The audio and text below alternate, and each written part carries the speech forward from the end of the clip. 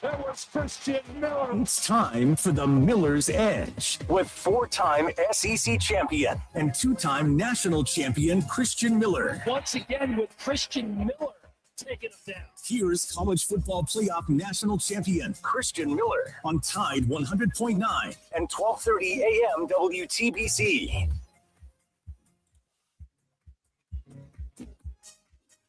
And welcome into this Monday edition of the Miller's Edge, Tide 100.9, 1230 WTBC, presented by the Good Feet Store, America's Art Sport Experts. Hope you guys are doing well. Hope you guys had a pretty good weekend, solid weekend, about as good as it could be. We know there's been plenty going on. We're going to get into that. We're going to discuss all that. But before we do that, there's a number of things we got to touch up on, Chase. For example, the college football playoffs, which I'm sure a lot of people kind of forgot about at this point with everything going on in the transfer portal world.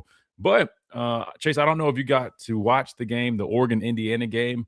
I wanted to start with this real quick because here's the thing. Listen, Oregon got beat down, and we thought we got beat down. I thought ours was pretty bad. Oregon's was definitely really bad as well. First play of the game, pick six by my guy Pons. I think that's his name, the small cornerback from Indiana who was laying the hammer on us, and he wasted no time to get things going for that Indiana defense. Pick six to start the game, and you just knew the writing was on the wall.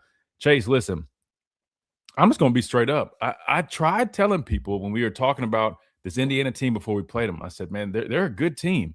And per usual, we're going to have some folks that like to come and try to tell me, oh, man, you're giving them too much credit. They play in the Big Ten. They don't play anybody. I'm like, guys, I don't go off all that. I go off I watch, coaches film, man. I'm just like, when I watch that tape, man, they're a really good football team. Quarterback is great. Defense is outstanding. They're physical. They don't make many mistakes. And I'll be honest with you, through the course of the year, Chase, I wouldn't say I was skeptical, but I wasn't completely sold. Like when everybody was talking about the big comeback against Penn State, I was like, man, they look like a good team. But it was really, what really got me, Chase, is when I watched them in the Big Ten championship game. Then I went back and watched the game against Oregon and some of these other games, and then seeing what they did with us. And then, man, it's just you have to believe it, man. And there's no other way to put it. Cignetti has done a phenomenal job, and we'll kind of talk. I'm not going to talk about Indiana specifically, but in terms of their blueprint and what they're doing, I'll probably end up circling back to that football team because, listen, right now, Chase, I think everything's being pulled back and people are getting a glimpse of how the new age in college football really works because you're starting to kind of see this process, whether you see the approach that a team like Texas is taking, you see Indiana. There's a number of ways you can go about it. We'll talk about that, specifically how that relates to Alabama because that's the biggest question here, right? Shout out to all of our listeners and our new listeners. We've been blowing up on social media, hell, on YouTube as well. And I really can't thank you guys enough for that. I think people are they're seeing the light, Chase. They understand. Listen, man, I mean, there's a lot of good stuff over there on that show. And look, we just try to be honest and speak factual and try to fill you guys in. And, it's up to you guys to take what you want with information and do with it as you please. But we will dive into all that. I'll give you guys the latest on the portal stuff. We'll talk about what went down this weekend. I definitely have a number of thoughts on that. I put out a couple of tweets this weekend and definitely had a lot of responses. I want to clarify a couple things or try to clear a couple things up because that's the only thing about Twitter and X, I should call it, the new name. You can only put so much, and I signed up for the premium now so we can actually tweet a lot more. Before, Chase, I had my hands tied back. I'm trying to squeeze everything in one thing, so I'm not always getting my point across. That's why I love radio and slash, our stream. I can just come on here and fully explain because a couple of things that I put out this weekend seem like, of course, per usual, the more attention you have on you, of course, there's going to be people that have opinions. But want to clarify a couple of things because I don't think people are fully understanding what I was saying, which is fair. It's a tweet, right? It's just text. It's kind of hard to get the full picture. So we'll do just that. There's some other things that have been popping up left and right, Chase. I feel like the news regarding college football right now is nuts. Some of it regarding I got to say former now because he declared for the NFL draft. But is he actually going to go? We'll find out. Former Alabama quarterback Ty Simpson has been fielding some insane offers. And I'm sure you guys have probably seen this, but I want to talk about this here in a minute as well because, Chase, I mean, at this point, we already knew it was somewhat, becoming a mini NFL. But, Chase, I have to say it, man. If you're getting offers that are in line with what we're seeing being offered to some really quarterbacks, but still not even just them. I mean, receivers. We'll talk about one receiver notably here in a moment. It almost makes you wonder. I mean, what's the rush to go to the NFL? You literally can, depending on who you are and what you've done, can damn near make more money playing college football than you could going to the league, right? And that means you have another year of development, another year just to stay in college. Be a little patient on that process, which I tell everybody, man. Everybody's in a rush to get to the NFL, but it's totally different. I just was talking with some of my neighbor played college football as well. He played at Tulane, and his daughter had a birthday party, and I went over there, and one of his teammates also he plays currently. He's in the league, but anyway, we were just chopping up and just talking about the biggest differences between the league and then college, and just how it's not the same. It's totally different. But anyway, I always tell guys, man, don't necessarily rush it, because college, at least it used to be like this, man. The camaraderie, all that stuff, it was great. It's what separated from the NFL.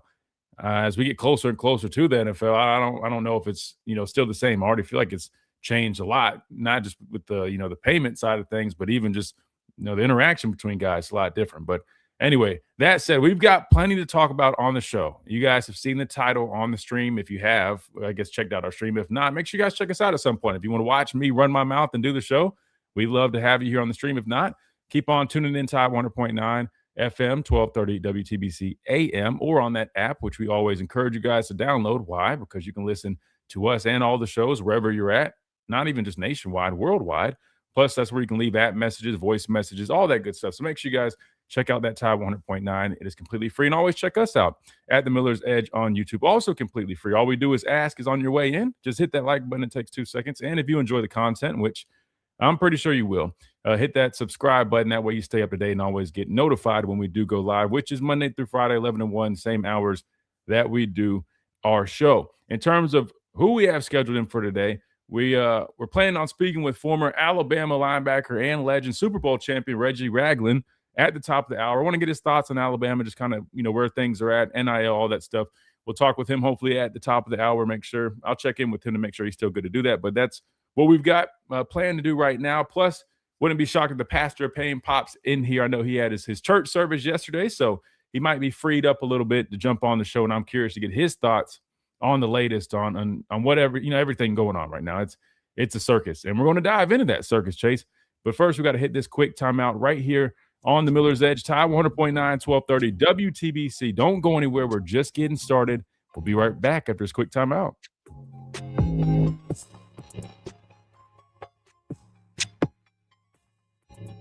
Hey, this is Reagan, owner of R&R Cigars, the Cigar Mansion in downtown Tuscaloosa. Dang, we're starting off this Monday on the right foot. Shout out to Adam again. Adam is Adam is a sponsor at this point. I know he said he's going to get us the information once he finishes getting all his ducks in a row.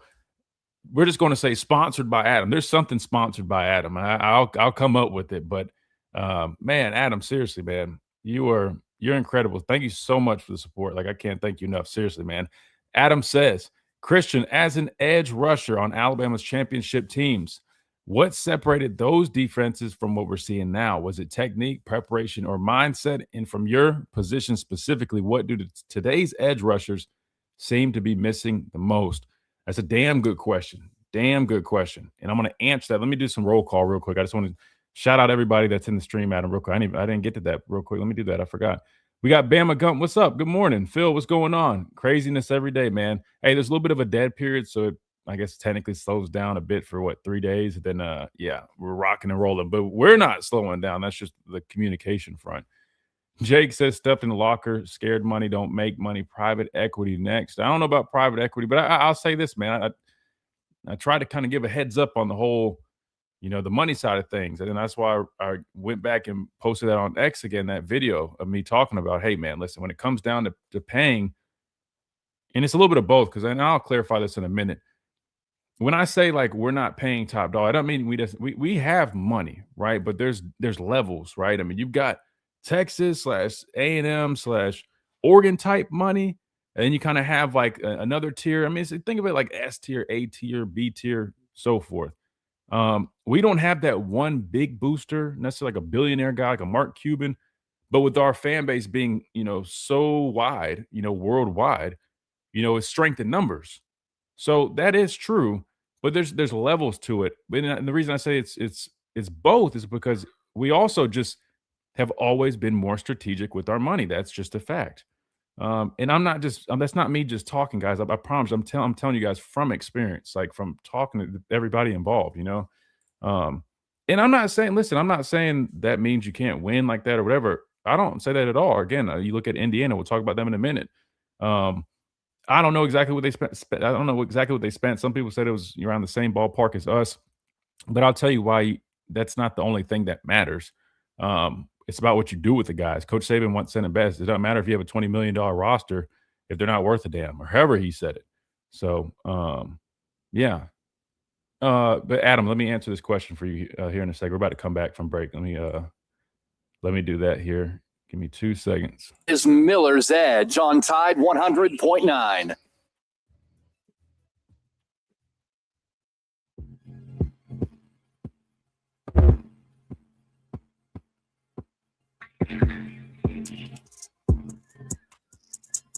And welcome back into this Monday, Manic Monday is what we normally call it, and it definitely is very fitting today. Tide 100.9, 1230 WTBC. Chase, I don't really even know where to start with this whole thing. It's we should call it Madness Monday because this weekend was full of madness, and we'll dive into it. But first, we got a big question from our guy Adam here in the chat, so I've got to answer, and it's actually a really good question as we get ready to jump into Alabama football and that whole conversation. Adam asked, as an edge rusher playing on Alabama's national championship teams, what separated those defenses from what we're seeing now? Is it technique, preparation, or mindset? There's a second part. Let's start with that first part. I would say the biggest difference. So let's just be honest first and foremost. We had some dudes, man. We had some dudes and we had some dogs. I mean, there's no denying that, right? I mean, like, I'm not going to sit here and act like, we didn't have a roster that was just littered with NFL talent. If you go back and look at the depth chart, it's crazy. Go look at like the 2s and 3s of those teams and then tell me where those guys are at or what they ended up doing. I mean, it was incredible. So listen, we had a lot of good football players, without a doubt. I mean, looking at 2015 when I was a redshirt freshman, the guys in front of me, you had Denzel Duvall, who actually, is working on the staff. You had Dylan Lee, right? Guy out of Georgia, Beaufort, Georgia. So 2 guys that didn't necessarily end up going and playing, long careers in the NFL. They had some opportunities, I believe. But if you go and look at the D-line, Ashawn Robinson, who's still currently playing with my Carolina Panthers, man, tough loss yesterday.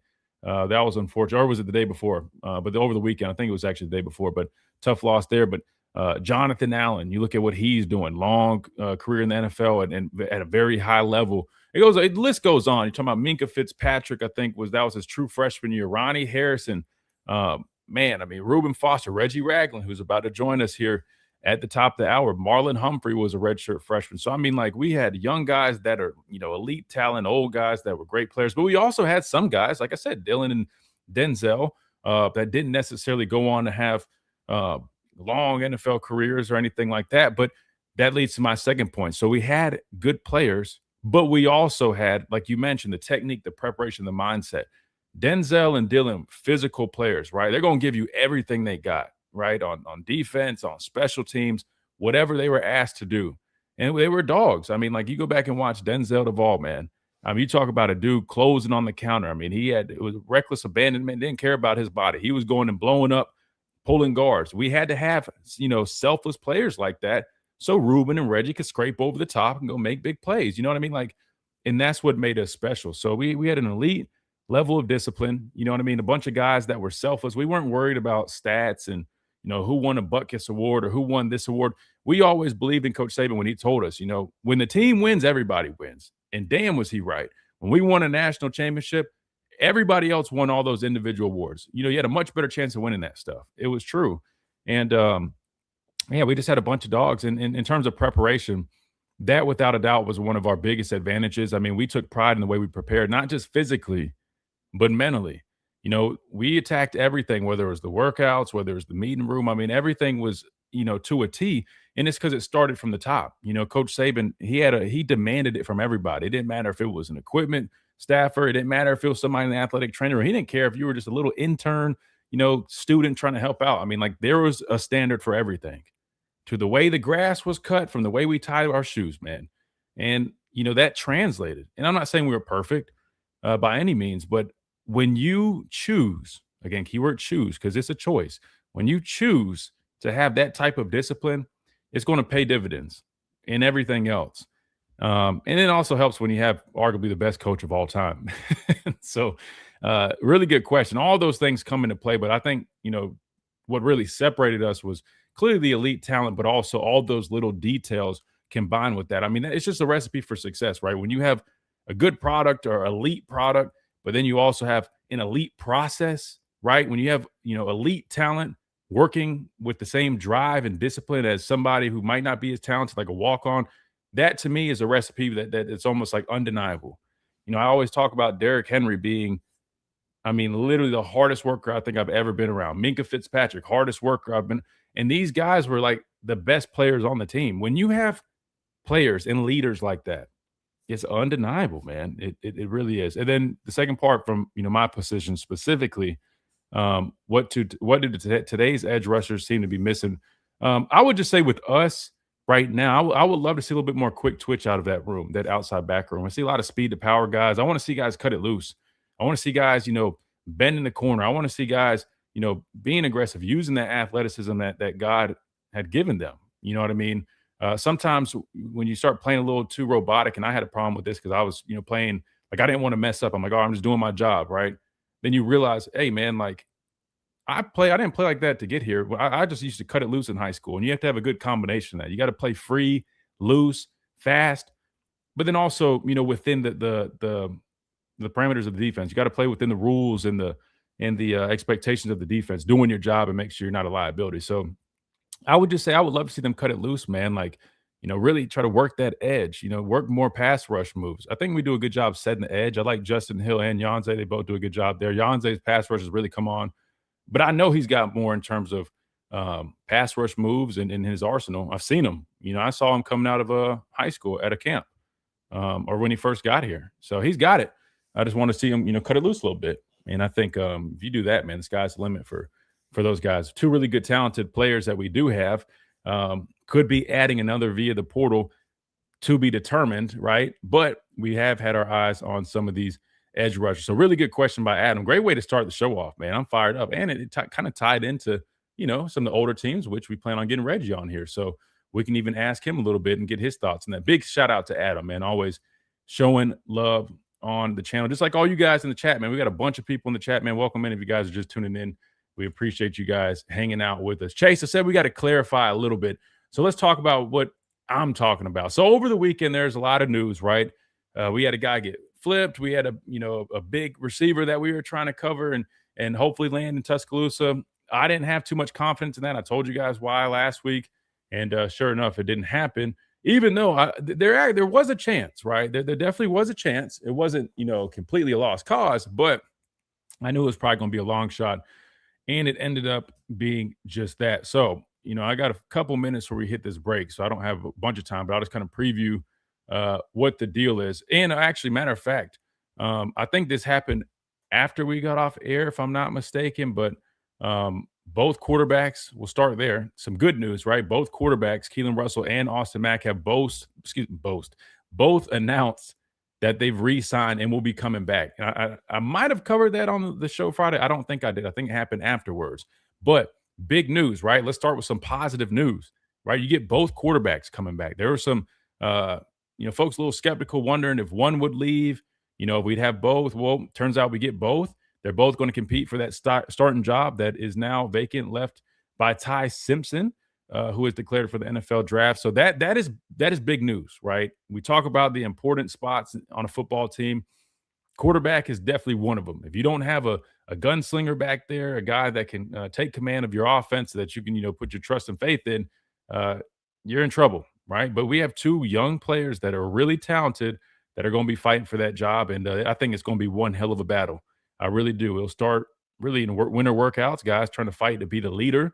That'll be big. Then it'll lead into spring ball, which I'm fired up about. I'm really excited to get out there and go watch some spring ball. But just wanted to start with some good news because that did come after we got off air. Plus, we didn't talk too much about this either. Alabama did pick up a portal commitment or a signing. Not too sure. I guess nowadays you got to be really careful with those two things. But North Alabama punter Adam Watford is committed to Alabama. This happened last week. To me, that's probably one of the most underrated signings that we have right now. Listen, something that not many people talk about, but is really important, is the field position battle. Alabama really struggled with that this season. It was bad, right? If you go and look at where we started, in terms of our field positioning, the other, right, the latter part being where other teams were starting, that's a big deal. And it's a number of things. It could be turnovers. Those can lead to bad field position. But a really big piece of it is your special teams, your punting ability, your coverage ability, right? Kickoff coverage, all that stuff.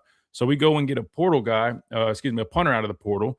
And I know you hear North Alabama, some people just kind of overlook it because of that. But he finished 5th in the country with 46.6 yards a punt. And he was the only punter in both FBS and FCS. This is according to Pete Nakos. With 3 punts of 70-plus yards, he started 35 games. So you talk about a penciled-in, sure starter at punter, a really big pickup, in my opinion, that probably is a little overlooked. And that's going to be huge, especially helping solve some of those special team issues that we dealt with this past season. So those are some of the good news that we did have that came after the show. I think it's, a few days old now from Friday, but we haven't talked about it yet. But when we come back from this timeout, because we're due for one, we'll talk about some of the big things that happened this weekend that probably weren't so good, that I know has probably left a lot of people with a bad taste in their mouth. And I get it. I totally understand. But I'm going to give you my honest opinion on that, right? Like we always do. But then I'm also going to tell you guys, I'll talk you off the ledge a little bit, and I'll tell you why when we come back. Right here on the Miller's Edge, Tide 100.9, 1230 WTBC. Don't go anywhere. We'll be right back after this quick timeout.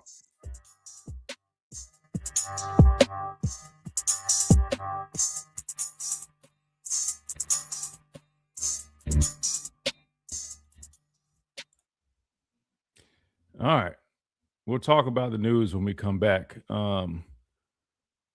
which ain't the best news, but we got to talk about it, man. We got to talk about it. I'll offer my thoughts on all that. Let's see what we got here, man. Avar Jackson, what's up, man? That's a newer name. I feel like we're going to have a lot of new people in here today because we've, like I said, man, on X, we've had a lot of engagement, which is great. If you guys haven't, man, go follow us on X. We're approaching 3,000 followers over there. We think doubled our follower count in like a week. So, man, seriously, thank you guys for all the support, man. I told you guys we're growing quick, and it's really exciting stuff, man. I feel like we've been speaking the gospel for a while, and we're finally getting some rightfully deserved recognition, man. Like I said, the whole mission was just to be honest, transparent, and try to fill you guys in, teach a game of football and all that fun stuff. And I think people are finally getting put on notice. So it's a blessing, man. It's a blessing. Hell, the CEO of On3 showing us love on Twitter. So 2026, man. I'm excited for the Miller's Edge, man. Really am. And that's because of you guys. All the support you guys, man, have been offering. Finally get to watch somebody knows ball. Chilled. Let's see. Did you hear that Ty got offered 6.5? Yeah, we're going to talk about that, man. I mean, listen, I think his dad came out and was saying they've received nothing but first-round grades, talking to all the GMs, front office personnel, and I believe he probably is viewed as a first-rounder, right? I get the second half of the season, he slumped and was inconsistent, right? I also believe, like I've been saying, someone that knows how football works, you can't put everything on the guy, right? I mean, he definitely was responsible for his fair share, don't get me wrong. But, when you don't have a running game to assist you, I mean, listen, AJ McCarron will tell you best. He talks about it.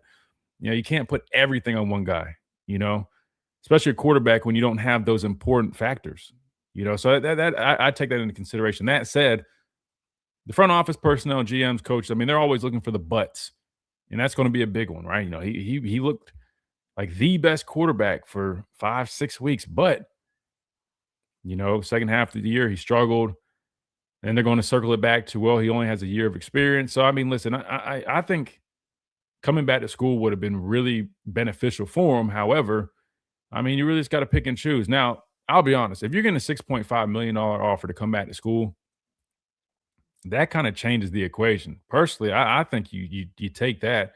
The problem is you also have to weigh the fact that next year's quarterback class is probably much better than this one.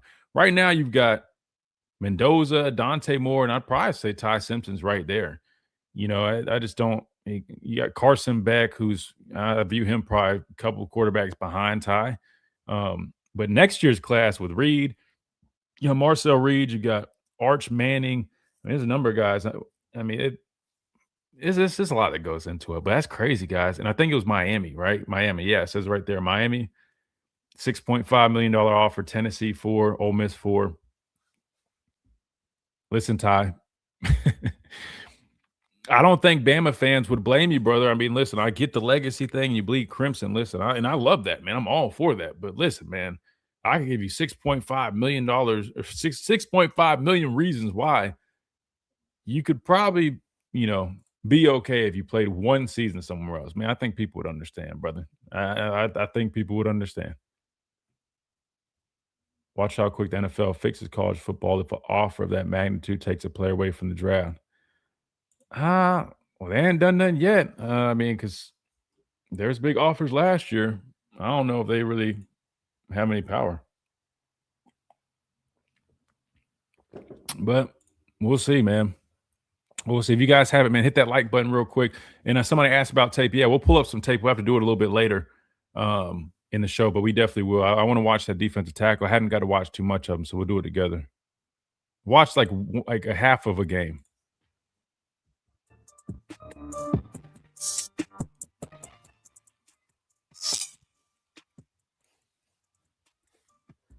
And welcome back into this Monday, Manic Monday Madness edition of the Miller's Edge, Tide 100.9, 1230 WTBC, whatever you want to call it, Chase. I mean, I think all those names would be fitting. It was a weekend full of madness, at least via the transfer portal. I mean, especially on Alabama's side of things, given that it was a little bit of a rough weekend, man. You see the title. It says on the stream, you know, Alabama suffers another loss, and that is true. Not necessarily from within, but from one of our commits. So let's talk about this whole deal, right? Because I need to clarify on all that. We talked about some of the positives, right? I told you guys, man, listen, we're always going to be honest. We're always going to be honest. We're always going to be fair, and we're not going to sit there and try to just be Debbie Downers. I'm gonna find some positive news too. I get that's important, but we got to cover both, right? So now we're going to talk about some news that's probably not so fun.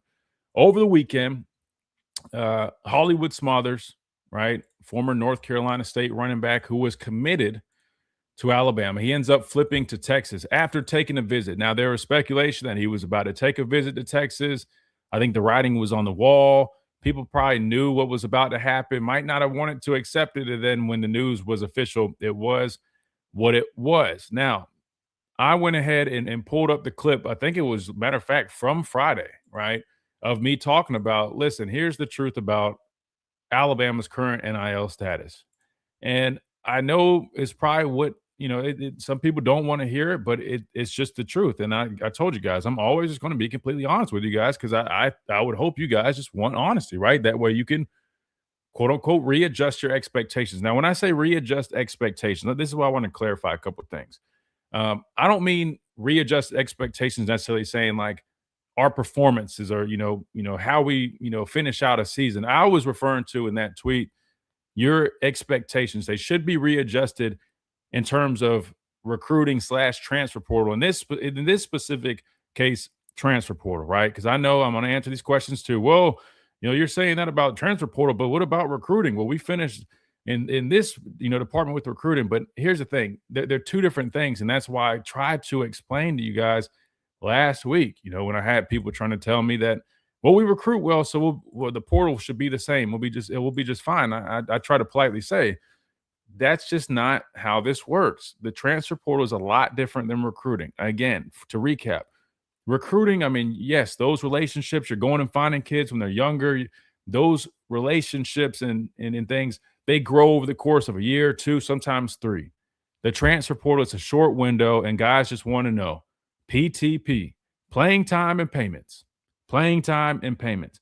That's what it boils down to. Now, in terms of Alabama's situation, it's like I tried to tell you guys. Alabama, there's levels to it. We have money, right? Now, that's another thing I need to clarify. When I say we're not going to necessarily be in the running for some of these top tier guys, I'm not saying we don't have money, right? That does not mean we're broke at all. I'm not saying that. We have money, but there's different levels to it.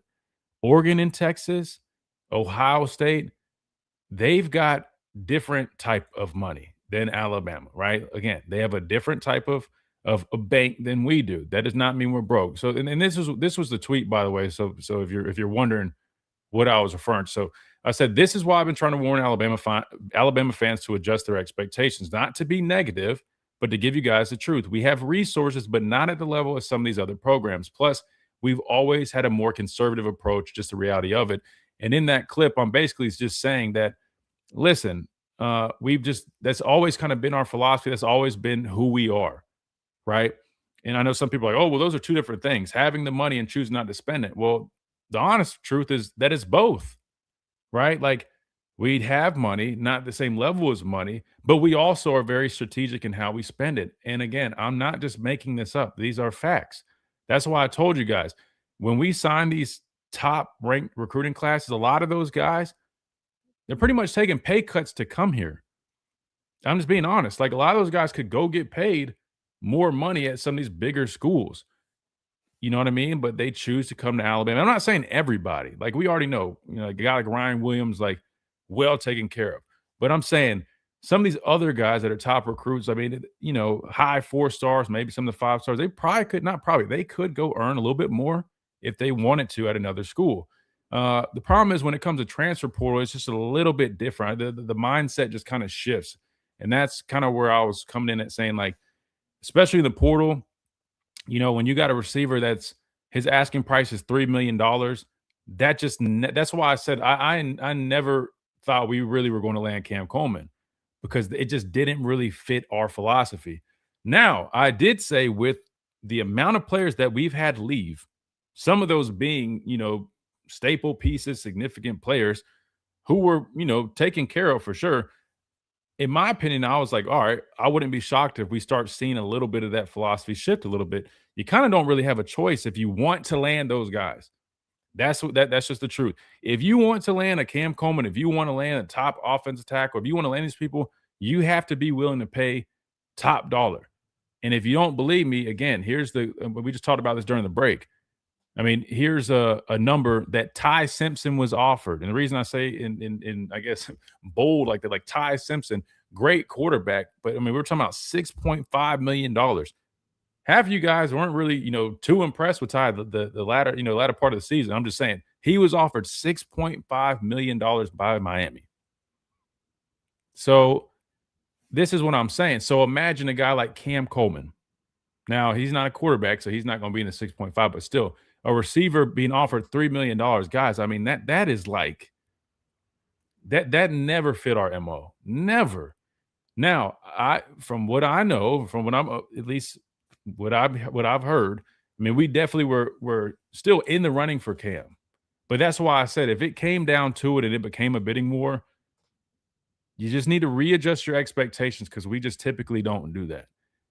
Do we have the ability to? If there's somebody that we're just hell-bent on, we could come up with something, but it's not going to be with the same consistency. Let me give you an example. A team like Texas, who not only did they pull Cam Coleman, but they also pulled away our running back commit. I'm going to talk about that here in a second. Somebody like us, it would probably be, all right, we can take Cam Coleman, but then we're going to probably have to be a little bit more strategic or conservative doing some other stuff, which is very normal. That makes total sense, right? That's how budgets work. A team like Texas, hell, they'll take Cam Coleman at that $3 million spot, and then we'll go and we'll poach the North Carolina State running back, definitely without a doubt over a 7-figure deal for him. Oh, but then we already signed the kid from Arizona State, who's also a big, big draw from our pocket. They have that type of money. And when it comes down to it, that's why there's an issue with this whole NIL thing. And it's funny because other people that from the outside, they'll make it seem like Alabama fans are like complaining or crying over this stuff. And it's like, no, this is just the reality of it. like the NFL don't even have that. The NFL has a true salary cap. There's no such thing in college football. So I know the next question you're going to ask me is, well, what about the revenue cap? I'll be honest with you. I'm trying to figure that thing out myself. What was the point of the whole revenue sharing thing with the $20.5 million cap if people are just going to find ways to navigate around it? I don't know. There's supposed to be a clearinghouse. It's supposed to clear, they have to clear these deals over $600. Of course, like everything else, these schools are finding ways around that stuff. These rosters are well over 20.5 million. I mean, these rosters are $30-40 million now, and it's only going up. I mean, just a couple years ago, Matt Rule, my former head coach at Carolina, talked about, a quarterback in the portal, $1-2 million. Ty Simpson just got offered 6.5. I mean, you're seeing how the market goes. And when the market gets, reset, it only goes up, right? I mean, we just talked about a year or two ago, $1 million for a receiver sounded like, dang, that's insane. $3 million. Oh, easy, done. Texas got him. I mean, listen, it's a problem. It's a problem that needs to be addressed. And I think the only way you address it is by legislation. I think there has to be some type of federal legislation. There has to be some law to really hold these schools or whatever collectives, everybody in check and to play fair. But it's crazy because Coach Saban warned that all of this was going to happen. Nobody wanted to listen. Everybody tried to accuse him of, oh, he's just mad that everybody's going to get a fair shot to do what it was dumb. And I'm like, well, he's on his way out. He's retiring. Like, you think he's some guy that's like, oh, I don't want to see people do as well. He could care less about that stuff. If you not realize anytime somebody tries to give him recognition, he deflects it off to everybody. Coach said, like, this dude was trying to do what was best for the sport. He knew what was going to happen. And everything he said was going to happen is currently happening. And now everybody's asking him to fix it. And he tried to give everybody the details and the game plan ahead of time, but nobody listened. They just hated on the man like they always do. It's just crazy, man. It's just crazy. So listen, that's the truth about how this works. If you guys haven't figured out now you see it, and you see the ugly side of it, where Alabama can have a guy that they have commit and allegedly enrolled in classes, but he didn't officially sign any, legal binding documentation necessarily, similar to maybe what Washington had already signed with their quarterback. And you see what happens. These schools will come in and swoop. It's a dirty game, but that's the name of the game. And this is why it leads me to my next tweet, which I'll address here when we come back of this timeout. When I talk about crossing T's and dotting I's, I put out a tweet basically saying, listen, personally, I feel like we dropped the ball with the running back commit, because in my opinion, if you have a guy that's willing to commit and enroll in classes, man, you have to make sure you cross your T's and dot your I's and go ahead and even get that legal binding document, whatever is necessary to really make it official, right? Because in this space, seeing how these other teams play, it's aggressive, it's a dirty game. They don't care. You have to do whatever is necessary to sign these guys up and lock them in. And I'm going to address the people that I guess for some reason, it's crazy that people are this ignorant, but not everybody. You have a few people that are responding basically saying, oh, what are they supposed to do? Tie them down to a chair and make them sign? Tell me, have you ever bought a car before? I mean, does a car salesman ever try to make you, physically make it? It's not about physically making anybody do anything. It's just ensuring that you do everything necessary that you can, not physically, to make it a legal binding thing and not going off the word of these kids or their agents and letting that be enough. In this day and age, that is not enough. And in my opinion, that's where I feel like we probably dropped the ball in the situation. If I'm wrong, hell, I'll be glad to admit it. But I even reached out because I had people trying to say that, oh, well, that's not how this works. I reached out to people that, listen, you guys got to remember, man, I've played with or was coached by literally half of college football. So I have connections literally spanning every conference. I reached out to all these people, and everybody, from what I know, basically said that, no, there's no thing that like these guys can sign while they're there. That's unless if I'm wrong, somebody can please tell me. But we got to hit a timeout. We'll continue to talk about that. I'll pull up the tweet that way you guys can see it. We'll discuss it. And we're planning on talking with former Alabama linebacker legend, Super Bowl champ Reggie Ragland at the top of the hour, getting his thoughts on all this Alabama football and more right here on the Miller's Edge, Tide 100.9, 1230 WTBC. Don't go anywhere. Quick timeout. We'll be right back.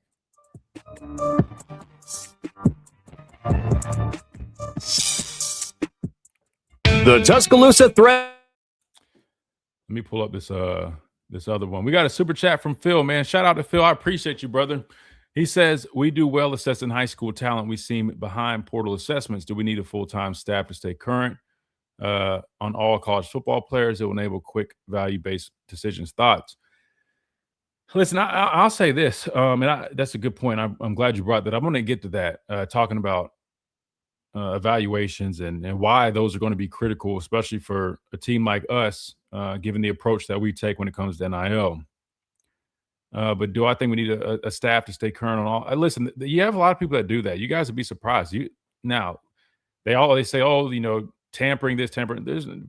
No one cares about that. Tampering, there's people that they're in recruiting that I'm telling you right now I'm not saying they're necessarily like, all right, hey, your job is to keep up to date with everybody, but they keep an eye on guys, especially knowing that guys, all right, this guy could be an option. He's a rotational piece there. There's probably some type of conversations being held between agents and stuff throughout the year. Trust me, so you're not wrong. That does go on. But could you put more attention there? I'm sure people are probably going to start thinking like that if they're not already doing it. I'll be honest with you. I wouldn't be shocked at all. I think that's a very fair point.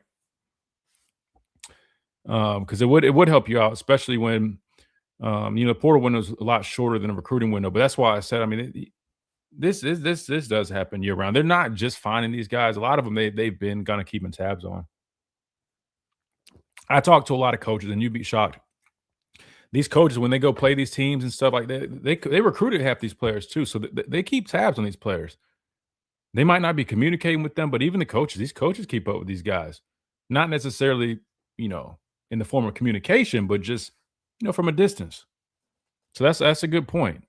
But I think we do a solid job with the evaluation of high school talent. I'm going to talk about that, why it's so critical, but then even just some examples, because I know on one hand, we've shown, whether it's Latsier Brooks, Michael Carroll, 3-star defensive lineman, Simmons out of Mississippi, evaluation development with those guys, very solid, right? But then you've also got O-line outside of Michael Carroll, but just from a developmental piece, you know what I mean, that probably could leave some to be desired. And I think that's the other side of it. So they just got to keep, I guess, gaining the confidence of people. Because I'll be honest with you, not only is it a big money thing, but I've talked to people. I'm just going to be honest with you. I think there's some guys that don't have the same level of confidence in our ability to develop like they did prior. I'm not saying it's necessarily a bad thing, but just think about it. Before, with Coach Saban here, and I'm not trying to compare these two staffs or say they're not, I'm just being honest. If you told a recruit, oh, you're going to be coached by Coach Saban and his staff, there was no question about development, not one question. Now it's a little bit different. Even if you're saying we're on an even playing field with these other people, why wouldn't they go play for more money if they feel they have the same chance of being developed, if not more? Just think about it. You get what I'm saying? All right, we're back.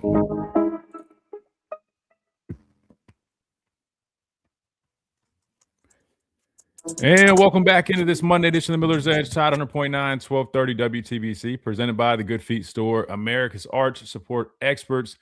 Just answered a great question by a guy, Phil, in the chat. I'm going to bring it back up here in a second. But first, I want to bring up the other tweet that we had from the weekend that I felt like I needed to clarify a little bit here as well. And on this tweet, it was in response to the whole deal with Hollywood Smothers, right? And basically the tweet reads, it says, the truth regarding Hollywood Smothers is whoever allowed him to leave campus without signing a formal NIL contract and only a verbal commitment made a huge mistake. No way to sugarcoat it. Very uncharacteristic of Alabama, to be honest. This staff has some serious ground to cover. So, again, when I put that out, here's what I know. My thing is this, and I went back and even asked a number of people in this whole deal, because I had some people saying, oh, well, they can't sign on campus. Oh, what are you supposed to do? Hold them hostage? I'm like, no, guys, like, seriously, I get it. People are going to be, negative or whatever if they don't understand something. And it's text, they're reading a text, I get it. But let me clarify. I used the example earlier, but it's no different. When you go to a car dealership, I have a lot of experience. I've never worked at a dealership. I just buy and sell cars a lot. The number one rule is don't let the customer or potential customer leave. It's not like they're trying to hold you down, but they know the chances of them locking in a deal, if you leave, it drops significantly. It's just truth, because then they can do what? They can go to another dealership. They can find another deal. Like everybody knows this in sales. Like the goal is to lock down the deal. My thing with this is, to my knowledge, and again, if someone has different information, please correct me. I'm serious. Please correct me. But I reached out to people that are in the negotiation side of things, whether it's agents. I've talked to coaches. I've talked to people that even work for NIL, not here, but at other places. And everybody said the same thing. They said, no, to their knowledge, players can sign while they're there. Like, unless they're wrong or whatever, I'm just telling you that's what I got. Because you got to think about it. I mean, these are transfer portal guys. You can sign some type of deal. And even if that's not 100% the case or whatever, all I'm saying is you can't physically make anybody do anything. Like, I'm not an idiot, guys. Literally, come on. Let's be smart here. Like, we understand that piece. But what you can do is if you have somebody, in my opinion, that is fully willing to commit and even allegedly enroll in classes, I understand from the side of, the school side saying, oh, they feel confident in taking that as, okay, he's serious. However, you have to know in this day and age, man, nothing is final until it's final. Even like the enrolling in classes part. My thing is like, until that signature's on the dotted line, I hate to keep going back to cars, but it's what I know, man. I love it. Until I can agree to a deal, I can send them pictures of my vehicle on a trade-in.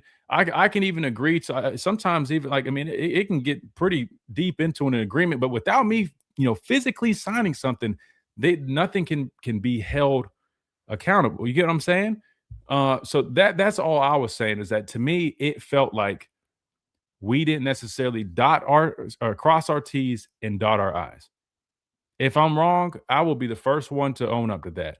But that's what it felt like. And if I'm being honest with you, just knowing people close to it, that's kind of the vibe that was coming off, that we might have kind of dropped the ball a little bit. And I'm just saying, like, when I say uncharacteristic of Alabama, I'm just being honest. Like, I'm used to it, and I guess like it's just, I'm guilty of it because I was in this system for so long of having like literally a guy like Coach Saban was in charge of like how the grass was cut, and when like I'm just saying, like, sometimes it just feels like we're not as clean, we're not as neat and tidy with certain things where in the past we would have been. And I'm not saying that to like take a shot at anybody. I'm not saying that to be, negative. It's just me being honest. And if I could just offer my advice from the outside looking in, which no one probably cares about, that's fine. But I would just say you have to make sure you're doing every little detail matters. And I'll be honest, I mean, I even thought like that came up sometimes with how we showed up and prepared for games. So maybe that's why I kind of got that vibe from this. But it just felt like that. And to me, I'm just like, when I have these little kind of like, it kind of feels like it's trending towards that. I just don't think that's characteristic of us. I'm just being honest. If that bothers people, I'm sorry. If people get offended that I just felt like we might have, slipped up a little bit, so be it. That said, people make mistakes. I'm not saying you're going to be perfect, but if anything, it's a really good learning lesson. You can't take these kids' words. You can't take their agents' words. You could only go off of, a formal legal binding, right? That's the only true commitment that you do have. And like I said, all I was saying was, if you had somebody, if you felt good enough about them committing, and if that kid feels confident about committing, enrolling in classes and all that good stuff, I'm sure he probably felt good enough about officially signing something. And listen, if his agents, and this is the other thing that somebody brought up, his agents might have steered him away from doing that strategically. If they did, power to them. Again, I love business. I'm all in different types of business. That's a power, good on them. But guess what that means? That means they kind of won that deal. I hate to say it like that, but we got finessed a little bit. So that said, let me spin it back, right? Before people get upset. I'm just being honest here. I also followed up this tweet with, I think a lot of these people are too lazy to read or even see the whole tweet, that I also said, I also don't feel like it's the end of the world to lose Smothers, in my opinion. And this is not coming from somebody trying to cope or no. This is my honest opinion. As there are other options available and we have much greater priorities, plus the young running backs do have nice potential. O-line and D-line is a serious priority, and it's imperative that we address it via the portal. Can't afford to make mistakes there. So again, I just acknowledge that something that I felt like we might have been a mistake on our end. But I also am being honest where I say, listen, I do feel like we need an experience back via the portal, but it's not our number one priority. And I like Smothers' tape. I thought he had explosive ability, could catch the ball out of the backfield. I wouldn't necessarily say I saw him on the same level as Jahmyr Gibbs, but similar, skills that they bring to the table. That said, I don't think it's the end of the world because you can go recruit other running backs. And to be fair, if we don't address the offensive line, it doesn't really matter what running back we bring in here. It'd be nice to have that, a little bit more explosive ability. But if you don't address the main priority, which is the trenches, none of that really matters. Even if you go get Cam Coleman, wouldn't really matter. So that said, I think you just got to turn your focus on the other guys. I think Michigan State has a back in the portal. We'll have to see kind of what comes from that. But also the younger guys. I mean, that just means you have to rely more on who you have, which I'm going to talk about this in hour number 2 because it kind of circles back into all this stuff. Does it mean you can't does it mean you have to go spend $40 million like Texas to be a championship level team? No. What that does do is give you a better roster, which then leads to better odds of having better players and probably more success. However, you look at Indiana, I know they spent some money in NIL, probably not as much as the others. They still did. They weren't, big popular guys, but get this though. You know what they do have and that you have to have if you're not going to spend the big money on these guys? You got to have an elite system, elite coaching, and elite development and evaluation for that matter, which if you're Alabama, that has to be a staple. And in some instances, it does feel like we've had good evaluation and pretty solid development in terms of, Sierra Brooks, great evaluation development there. Simmons on the defensive line, Michael Carroll at tackle. I'm trying to think of who else young I might be missing, but cornerback, what's his name? Dejon Lee. I think he was a 5-star guy, but still, you get what I'm saying. I mean, like they've done a nice job getting good young talent and having those guys be playmakers. But there also are some other spots that do leave some questions when you kind of look at the offensive line, running back room. I feel like we haven't had a whole bunch of success there in a couple of years. So there could be some question marks, right? And I'll be honest with you, I talked to some of these guys, and right now, when you look at Alabama in terms of the development and stuff like that, doesn't have the same reputation as it did a few years ago. That's not a knock. That's just being completely honest. You know what I mean? And I hate to say it like this, but if you're not going to spend as much money as some of these other schools, you have to be selling something that makes sense for somebody to take a cut. Like, let's just put this into perspective. If one school, because in the past, and I know we got to hit this timeout, but I just want to finish this thought real quick. In the past, with Coach Saban as head coach and us playing in a bunch of national championships, recruiting recruited itself, right? You didn't really need to go pay a whole bunch of people. Why? Because outside of the money, what's the next biggest thing? People want to know, how are you going to help me get to the next level? All these guys want to play in the NFL. So when they said, oh, I could go play for Coach Saban, oh, shoot, I'll take a pay cut because I feel like I can trust in that development by him and his staff to get me to that next level. I'm not saying they don't have that with this new staff. I'm just saying before, I would argue that our reputation for development and getting guys to the next level was better than anybody else in the country. The number of draft picks proved that. Number of first rounders proved that. The number of guys in all pros and having success in the league proved that. But I would say over the last couple of years, maybe even before, Coach DeBoer got here, the confidence in the development probably dropped down some. And right now, I would say it's probably still, I'm not saying it's bad. I think it's still good, but it's just not where it was. So that leads me to this. If you have Texas offering $3 million and you have us offering less, before it was said, guys would probably go, all right, well, I would be willing to take a little bit less to go to Alabama because I know almost for a fact that they're going to get me to the league. Right now, I feel like people view it like, well, my chance of going to the league, going to Alabama or Texas feel about the same. So why wouldn't I go for the more money in this case? Does that make sense? Again, that's not me being negative. It's just me being completely honest and talking to people. Like, again, these people will tell you for themselves. Go ask these recruits. I mean, it's honest. So with that being said, I think Alabama is critical that we get back to really, having these performances. And that's why I talked about, like, we got to sustain these performances. We got to be able to show and prove these recruits, man. Like, Alabama still is Alabama, because once you start losing that mystique, it's hard to keep up with certain other factors that have kind of always benefited from that, if that makes sense. I know I'm saying a whole bunch.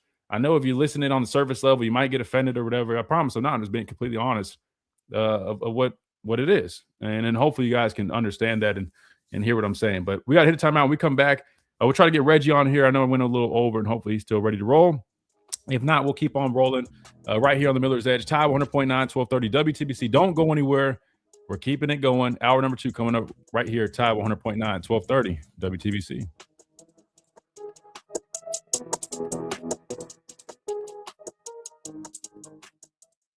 WTBC Tuscaloosa. Oh, man. I'm out of breath. I've been talking forever. Congested a little bit too. But anyway, if you guys are just tuning in, man, appreciate you guys checking us out. Hell, we've got 187 in here. We've been rolling the last week or so. Appreciate you guys. If you haven't, only thing we ask, man, just hit that like button. It takes 2 seconds. We already got 65. I appreciate that, man. Let's see if we can get up to let's see if we can get up to 100. Let's see if we can snag 100 likes. Well, we got all these people in here. And of course, anytime you ask for likes, man, you got a few people that dip, man. They're just lurkers. We call those people. No, I don't want to say that word online, but it's a joke. It's what Coach Saban used to play around and say. No, but anyway, I appreciate you guys hanging out with us. We got a super chat from Superfly. He says, I keep hearing that there are CSC investigations into these big-time deals going on in a lot of these schools. Do you know anything about this? I've heard that they're, some of them are getting approved, some aren't. I'm just going to be honest with you. If they don't get approved, they're going to find a way to rerun the deal, find another way. Hell, I don't even know if they even rerun it.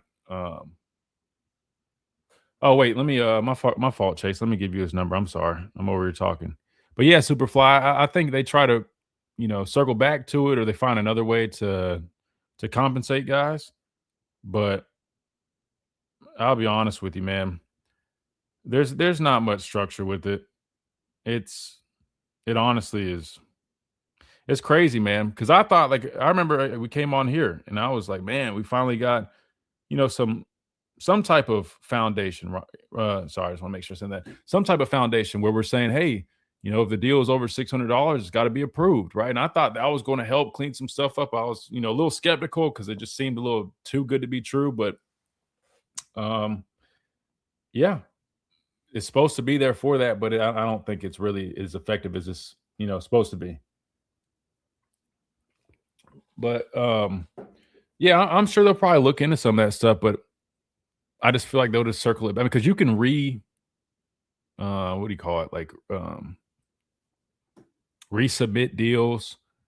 And the problem is, they're using language like, social media, posts and representation. And it's a hard deal, right? Because how do you put a true value? I know Learfield, who pays me to do, work on the network. I know they're tied into a bunch of this. Allegedly, a lot of schools are using Learfield to help administer these deals. I should just get Rodney, who we have on the show. We had him on the show a couple of times when we played Oklahoma. He's, former Oklahoma running back. He works literally for the collective with Oklahoma. I should get him on here. I talked with Aaron Suttles, who runs our collective. He's gonna jump on the show once everything kind of settles down. I don't know how much he can, really talk about, but we'll get him on here and ask him too. Because I'm even curious because it feels like every week there's a new rule or somebody's bending something. Like right now, the fact that we have this clearinghouse, but these deals are just getting more lucrative, even more lucrative, to me doesn't make any sense. That I don't understand that, how you have a clearinghouse, but the deals are getting pushed through, even though allegedly they're not. But they just find a way. They find a way around it. Sharpshooters, what's up, guys? I think I saw you guys in here, man. I appreciate you guys hanging out, bro. Let's see where we're at. We got 87. Let's go. We're almost there. Let's see if we can snag 100 real quick. See if we can snag 100. But thank you so much for that super chat, Superfly. That always gets me. Super chat, Superfly. We have depth at running back. We need O-line. Need a new coach. I'll be curious to see kind of what happens after the portal, I guess. But I'll be honest with you. I right now everything's kind of just on pace to kind of remain how it is. Could be wrong though. Let me see. I can text you.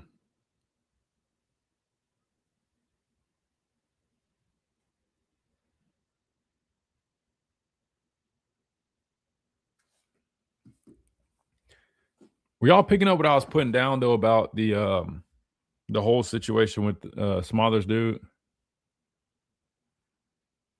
For whatever reason, I mean, you had like, I think it's people that just they think it's being negative, and I'm like, no, I mean, like, again, like you guys know me, I'm about as fair as it gets, while remaining honest. Can't speak, man. It's a Monday.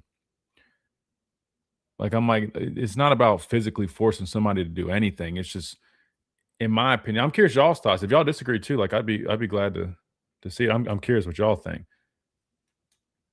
But y'all could always donate to Alabama.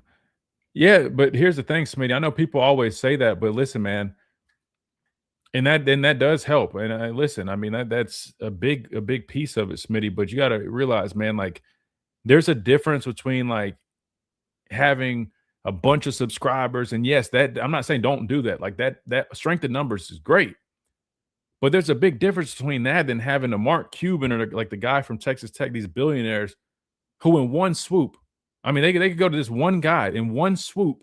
Hey, Cam Coleman, man, he's a $3 million guy. Checks written. That's a big difference, right? So, you just got to, call it for what it is, man.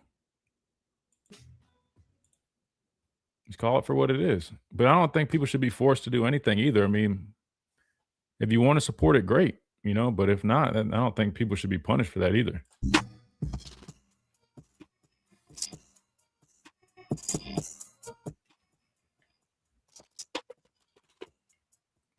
And welcome back into this Monday edition of the Miller's Edge, Tide 100.9, 1230 WTBC, presented by the Good Feet Store, America's art support experts. We're going to keep trying to get Reggie on the line, and I'll keep you updated on that. But we'll keep this conversation going because there's a lot to talk about. We are going to get to some tape. I know a lot of people want us to pull up some tape like we do here. If you guys haven't checked us out, doing that, we will at some point, probably a little bit later, maybe when we finish things up, but here on radio. But so we talked about everything that's gone on with Cam Coleman choosing Texas, Smothers flipping to Texas, all that good stuff. Now let's talk about some stuff, I guess, building off of that. But real quick, here's another positive note that I should have been including in here, right? We did get some more positive news last night, right? Which is good. We needed some. I felt like this weekend, a lot of people were stressed out or kind of sick of, man, it seemed like we were having just L after L and a lot of negatives coming up. But here's the thing. We finally did get some positive news, and that came in the form of we picked up a defensive tackle out of the transfer portal, former Mississippi State defensive lineman, ended up committing to Alabama. I feel bad because I'm drawing a blank on his name, and I should have had it pulled up, but I was too busy talking to our chat. But here it is. Let me throw it on the screen. We got Kedrick Bingley Jones. Again, these names are they're getting they're so I'm just bad with them, man. Hope we said that right. But Kedrick is a former Mississippi State defensive tackle. I want to say he's around like the 320 range. So I envision that definitely, 3 technique, but I think he'll honestly help us out at nose. I know a lot of people are kind of like, whoa, look at it where he's ranked in the portal. Guys, I'd urge you, man, don't even pay attention to portal rankings, man. Portal rankings, I'll be honest with you, are not what they might appear to be, because I've seen guys that are rated high in the portal and I go and watch their tape and I'm not impressed. And there's guys that are way down the list on the portal rankings and I watch their tape and I think they should be a lot higher if we're going to rank these guys. To me, I don't get caught up in that because I think this guy was pretty low on there. All I know is we needed experience and depth at that position, and that's what you get out of this guy. He's more of a 2-gap kind of guy.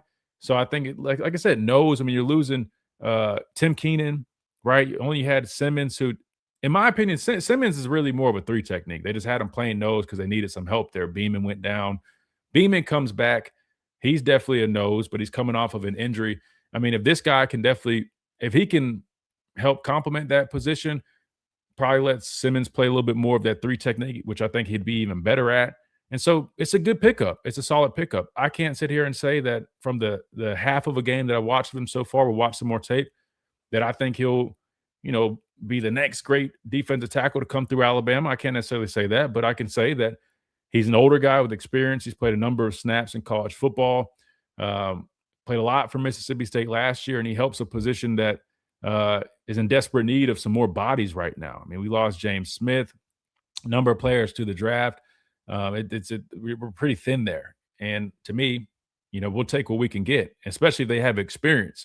So definitely a one and done guy. Matter of fact, I think he might actually need to get approval for his final year, if I read that right.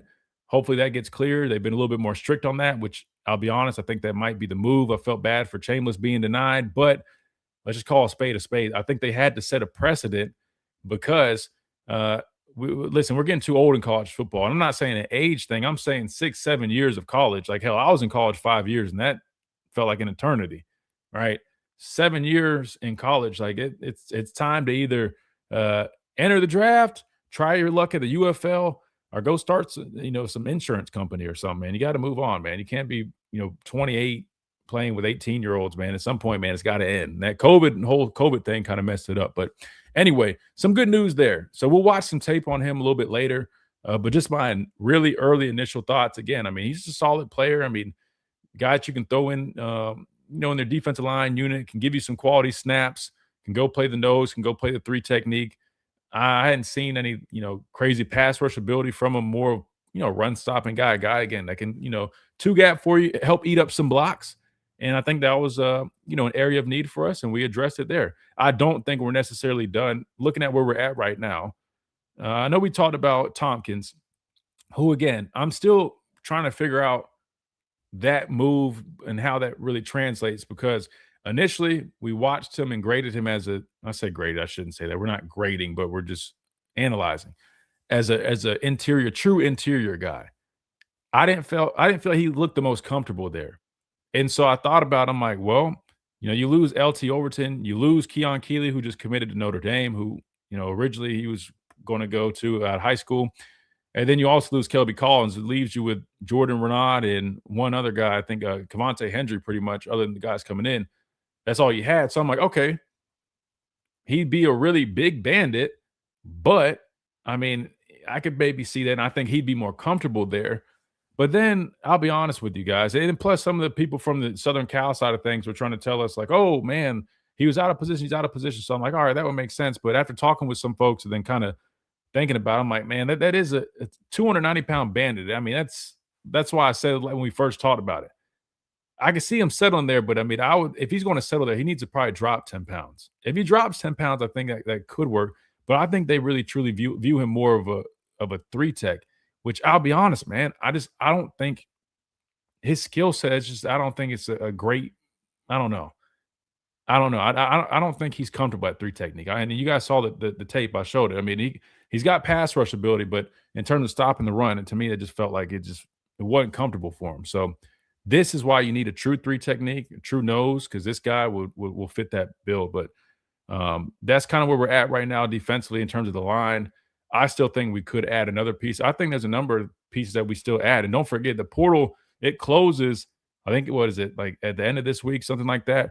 But if you're in there, you're in there. So there's going to be a lot of movement, and there's going to be a number of guys. We just saw a number of guys from Oregon hit the transfer portal, a lot of guys on defense, right? You still got the national championship game to be played. I wouldn't be shocked if there's a couple players from each team maybe hit the portal to pay attention to, probably more so on Miami. I think Indiana is probably a little bit different of a situation there, but definitely something to look out for. So that leads me to say this. After everything that's kind of gone on this weekend, I know a lot of people have been pretty frustrated, feeling like Alabama is not necessarily doing as much as they would like. I still urge people, just have patience, because you can't necessarily judge a product until it's done. And it's not done. The truth is it's not done.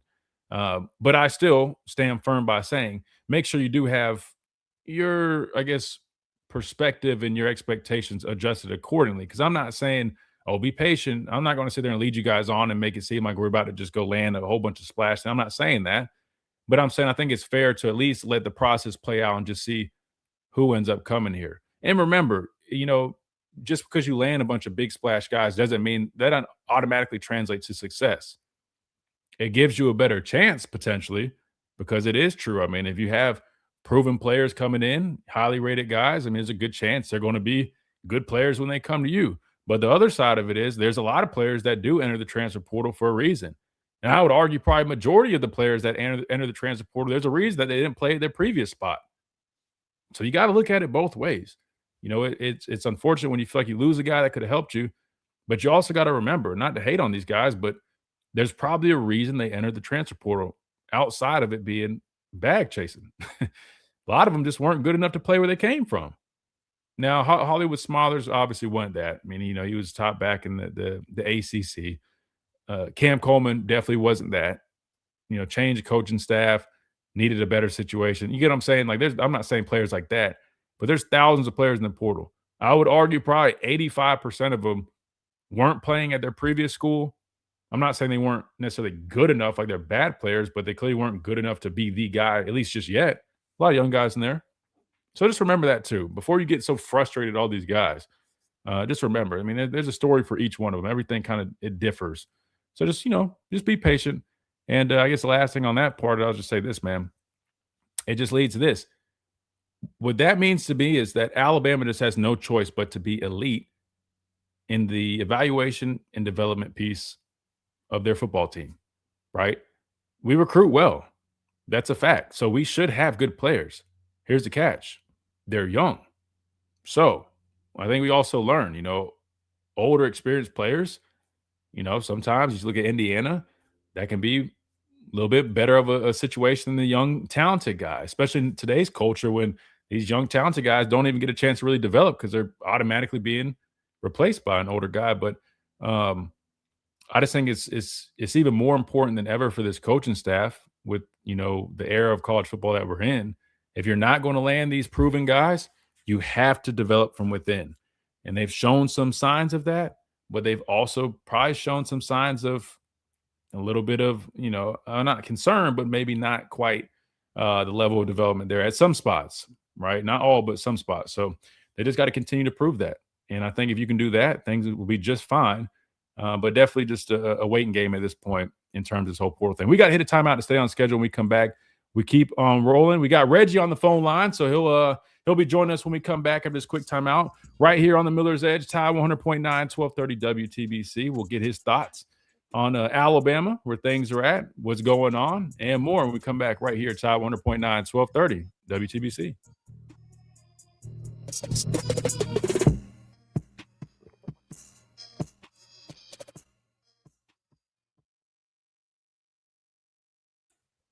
All right. If you guys got any questions, because I know we got a bunch of chats and I probably missed them. I apologize, man. I've been running my mouth and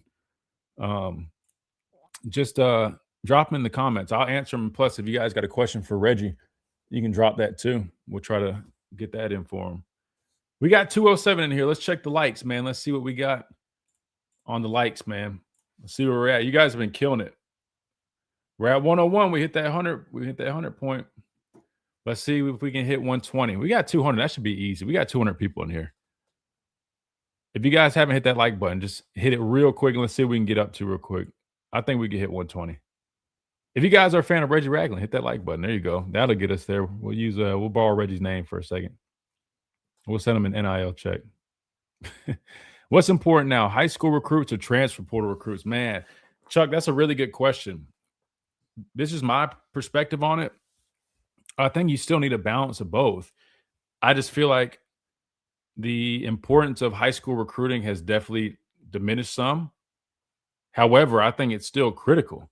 I mean, because think about the pieces that we have from high school recruiting that are young guys that we're going to build around.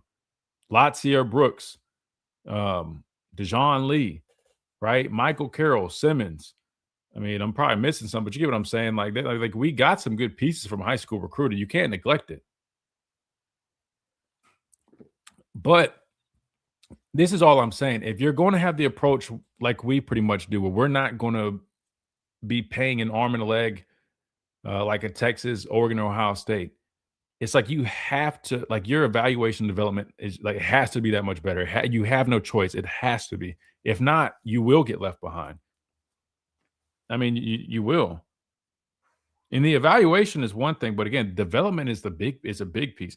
Not just that, even just like with Indiana, I think people get it misconstrued. I think they just think, oh, it's because they're old guys. It's not just because they're old players. Maybe the old does help out in this department that they do excel in. Their execution, they're well coached.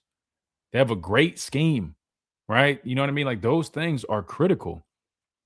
I'm not going to argue. I think an older player gives you a better chance of having higher execution, better discipline, right? Because they've been through it. They understand it. Sometimes it's hard to reel these young guys in, especially when they're getting paid all this money and they don't understand, certain things that they'll learn along the way. Heck yeah, we got 114. We're almost there. We're 6 away. Let's try to get that to 120 real quick, guys. We got 200 people in there. That's easy. But yeah, I think that's a really good question. I think it's a balance of both. I'll ask Reggie his thoughts too.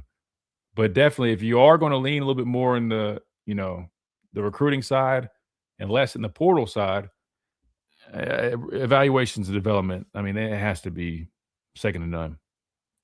Reggie was on fire on Twitter yesterday. What was he saying? We need to ask him about him. Ask him about those tweets.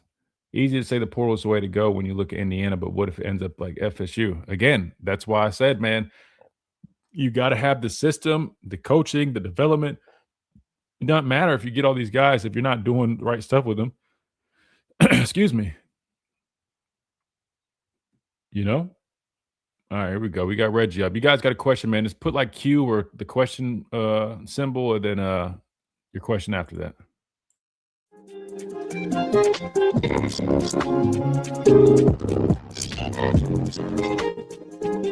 And welcome back into this Monday edition of the Miller's Edge, Tide 100.9, 1230 WTBC. We are now joined by an Alabama legend, former Alabama linebacker, Super Bowl champ, my brother, Reggie Ragland. Reggie, welcome in, dog. How's everything? Man, everything is everything. How you doing?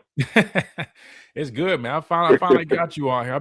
I've been trying to track Reggie down. I'm like, man, I need to get Reggie on the show, man. We finally got him on here, and good timing too, Reggie, because you've been active on X, man. So I'm like, man, I got to get Reggie's thoughts on it. I'm really curious because there's a lot of stuff. There's a lot going on. That's true, man. There's a lot going on in college football. I mean, listen, you played the sport on the college level, of course, in the league, but then now you've even had experience kind of, working on a staff over with, West Alabama. So you've got a lot of different angles, man. But tell me, Reggie, like, you're seeing all this stuff going on. You're seeing the portal open up. You're seeing guys requesting, millions of dollars, thousands of dollars just to go on a visit. You're seeing guys getting flipped out of the portal, which, I mean, that is even new. I mean, what do you make of everything going on, Reggie? Well, first of all, when I was coming through, if you committed to a school, you committed to that school, and you handled your business once you committed to that school. And I was always taught, you start something, you finish it. So I don't like the fact. Don't get me wrong. I want guys to be able to get their money or to get paid to get compensated for how they play on the field. If you wear my jersey in the stands, I should get something for it, right? Yeah. But the problem is everybody think they should get something when a lot of these guys haven't done a damn thing on the field. So, like, that's the issue. Everybody think they should get something, but a lot of these guys ain't did nothing to get something. But I think, and this is just me, and I was just thinking about this yesterday, I think the NCAA should put up something. So if you decide to put your name in the portal, once you put your name in the portal, you should put your name in like this little hat. And once you put your name in, you should get feedback about if you should stay or go. Okay. Let's say I put my name in it and it says, yes, he will have some value from other schools. But let's say somebody who ain't played, ain't got no film, put his name in, they'd be like, no, your ass should stay where you at. I think that's how you keep the portal from being so with 3,500 kids in the portal, and they just jump in expecting schools just to take them. As soon as you jump in, your scholarship is gone. And like you ain't got nowhere to go because some kids not gonna play no more football just because they didn't get the opportunity of 1 year of not playing. Sometimes you gotta sit down and wait on your blessing. Like I was always told, you got to be still sometimes, and that's what I did when I was in school. I played till my junior year, and I was the number one linebacker in the country coming out of high school. So sometimes you got to sit back, learn the game of football, watch others do it, and then once you get your opportunity, then you implement it. Yeah, that's how that goes. Like it ain't about when you go; it's about when you go and how you do it when you get your opportunity. And a lot of kids don't understand that. So I think that's the issue. And then they got, no offense, I know people got these folks advising them, they got their parents, but a lot of these parents are money hungry to get money from different schools.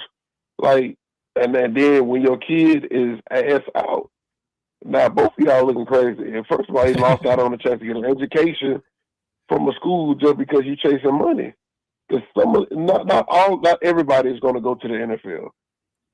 But I get it, folks are trying to get money out of these schools. But now, when you jump back in the portal, now get some of y'all getting sued by these schools just because you didn't handle your commitment. And that's on you. Because a lot of these kids, when they get sued, they don't have the money to give it back. They already spent it, and you're getting taxed on it. You know, that's actually very true. And I don't think people understand that piece because that has happened.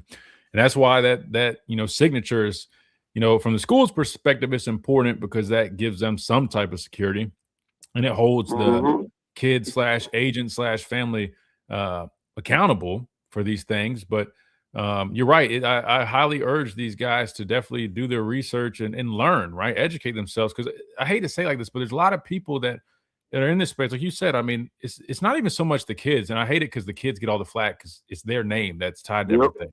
But it's the parents, it's the uncle, it's the high school coach, it's the agent. They're the ones pulling these strings. And, it's really unfortunate. Reggie, I want to ask you, you look at Alabama right now, and you see where we're at. A lot of people upset kind of how the portal's been going. But I've been trying to tell people, the reality of it is Alabama has a lot of money, but not quite the money that Texas or Oregon might have. And we've always kind of been strategic with that, which I don't necessarily think that's a bad thing. I mean, I think that kind of saves you from getting some of these guys that might not have the right character. They might not align with what you're trying to do. Right. But from your perspective, right, how important is it to have a balance? Like for you, say you're hired as the next general manager here in Tuscaloosa. How would you go about it? Because we do recruit well, but I feel like while we have, you had some young guys show that they're being developed well. I think there probably are a couple question marks in a couple of our positions here. But on the other side, you got the transfer portal, and you see that other schools have taken advantage of it and found ways to, improve their team, and now they're making a run, right? I mean, for you, what's the proper balance of recruiting guys out of high school, but then also trying to get players out of the portal that can fill needs and help improve your roster? I think we should take the old Bill Belichick approach on things. Find you somebody who can distribute the football, which we have 2 guys potentially distribute the football, and find guys who want to be around and want to develop, want to get better. And we got a good young freshman class coming in already, right? So I think, man, we just find some guys who want to be at the university and they can play football and they work hard. Because everybody see what Indiana's doing. Indiana don't have the big name guy, but they just got it throughout this year, right? But they got a bunch of guys that play hard for each other, and shit, and they got a good camaraderie. You can tell by the way they play on the field, and they play hard because Signated. But I think, man, we just find guys, and we still got that superstar in Ryan Williams. We just got to put guys around him. And I know everybody was mad as shit at Ryan this year, man, but those type of years happen. But I still firm believe in the kid.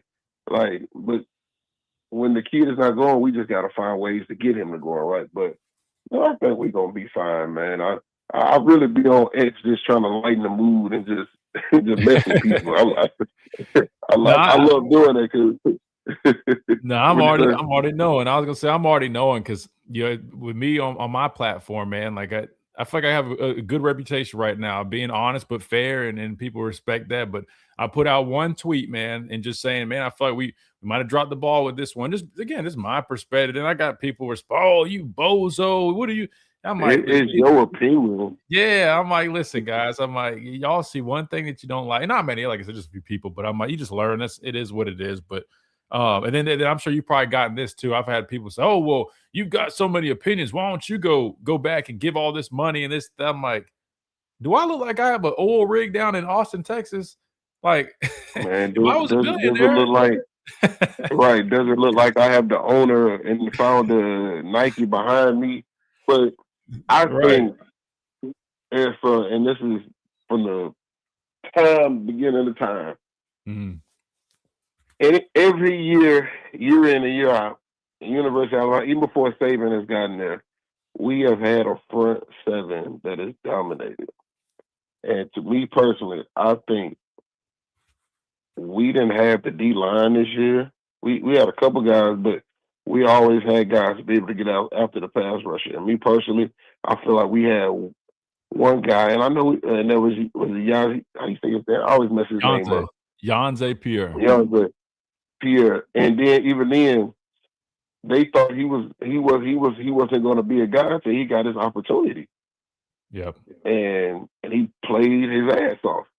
But we have always had a front seven on the D line and the O line to be able to make things light. And I know we have always had all these superstars, the receiver, running back, and linebacker, and all that. But at the end of the day, the D line and the O line have always ran the damn team, even when I played. Yep. So we gotta go get us some maulers, man, and we gotta go get some cats who are hungry. Like, all these cats are sensitive nowadays. Too sensitive for me, you know. But man, I think we just gotta go get a front seven because we got the skill, man. And everybody complain about the running backs, man. We got good running backs, man. But we just gotta find guys that truly open up hope for them on the O line. And the D line, we gotta get some guys who quick twitch. Who want to get after it, you know, who they got to mean something. I'm not saying they didn't mean nothing to them, but all the talking they did, it didn't show in production, in my opinion. Yeah, no. So we just got to go get some guys who are going to produce. So. Yeah, no, I don't think you're wrong. My dad's been saying that for a few years. I mean, you know, he watched when I got here in 2014, so he got to see the John Allens, the Deron Paynes, Ashawn Robinsons, hell, Dalvin Tomlinson, who was a little bit more of a rotational guy, but would have been an All-American on any other team. But that's just how stacked we were. And you see, I mean, how good Dalvin is, even to this day, still doing it at a high level. People don't realize, because me and Dalvin came in together in college. Dalvin was the number one wrestler in the country. I mean, it makes total sense. I knew he was a good wrestler. I didn't know he was number one wrestler in the country. Damn. Yeah, he was number one in the country. Dang. Yeah, I mean, I know. Listen, he had them big old hands taped up, and I mean, listen, I mean, it made sense. I mean, the way he worked his leverage and heavy-handed, but yeah, I mean, that dude, especially, and he was probably one of the most underrated guys we had. And like I said, I mean, for a long time, like you said, I mean, you had to wait 3 years. I waited 3 years to play. Dalvin, I'm sure, I mean, at least that. And still had to, you know, split time with a bunch of other talented guys. But my dad always has said for the past couple of years that, you know, when he used to watch our defensive line unit that we had through my time here, which is 14 through 18, bunch of dogs there, it hadn't been quite at that level. And it's tough, though, because I'll be honest with you, I think it's tough to find the amount of guys that we had. I mean, we just stockpiled them. I don't know how that worked.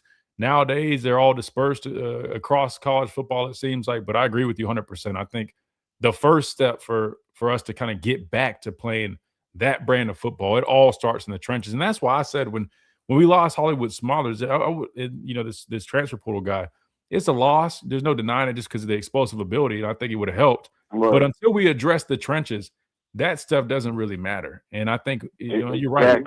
Both sides of the football, offensive line and defensive line. And I like what you said about Ryan too, man. People have to understand, like, he's still young. You know, give him some time. And I think we could have done a better job, in my opinion, trying to keep him engaged, keep him involved somehow, you know, even if it's just a bunch of screen game.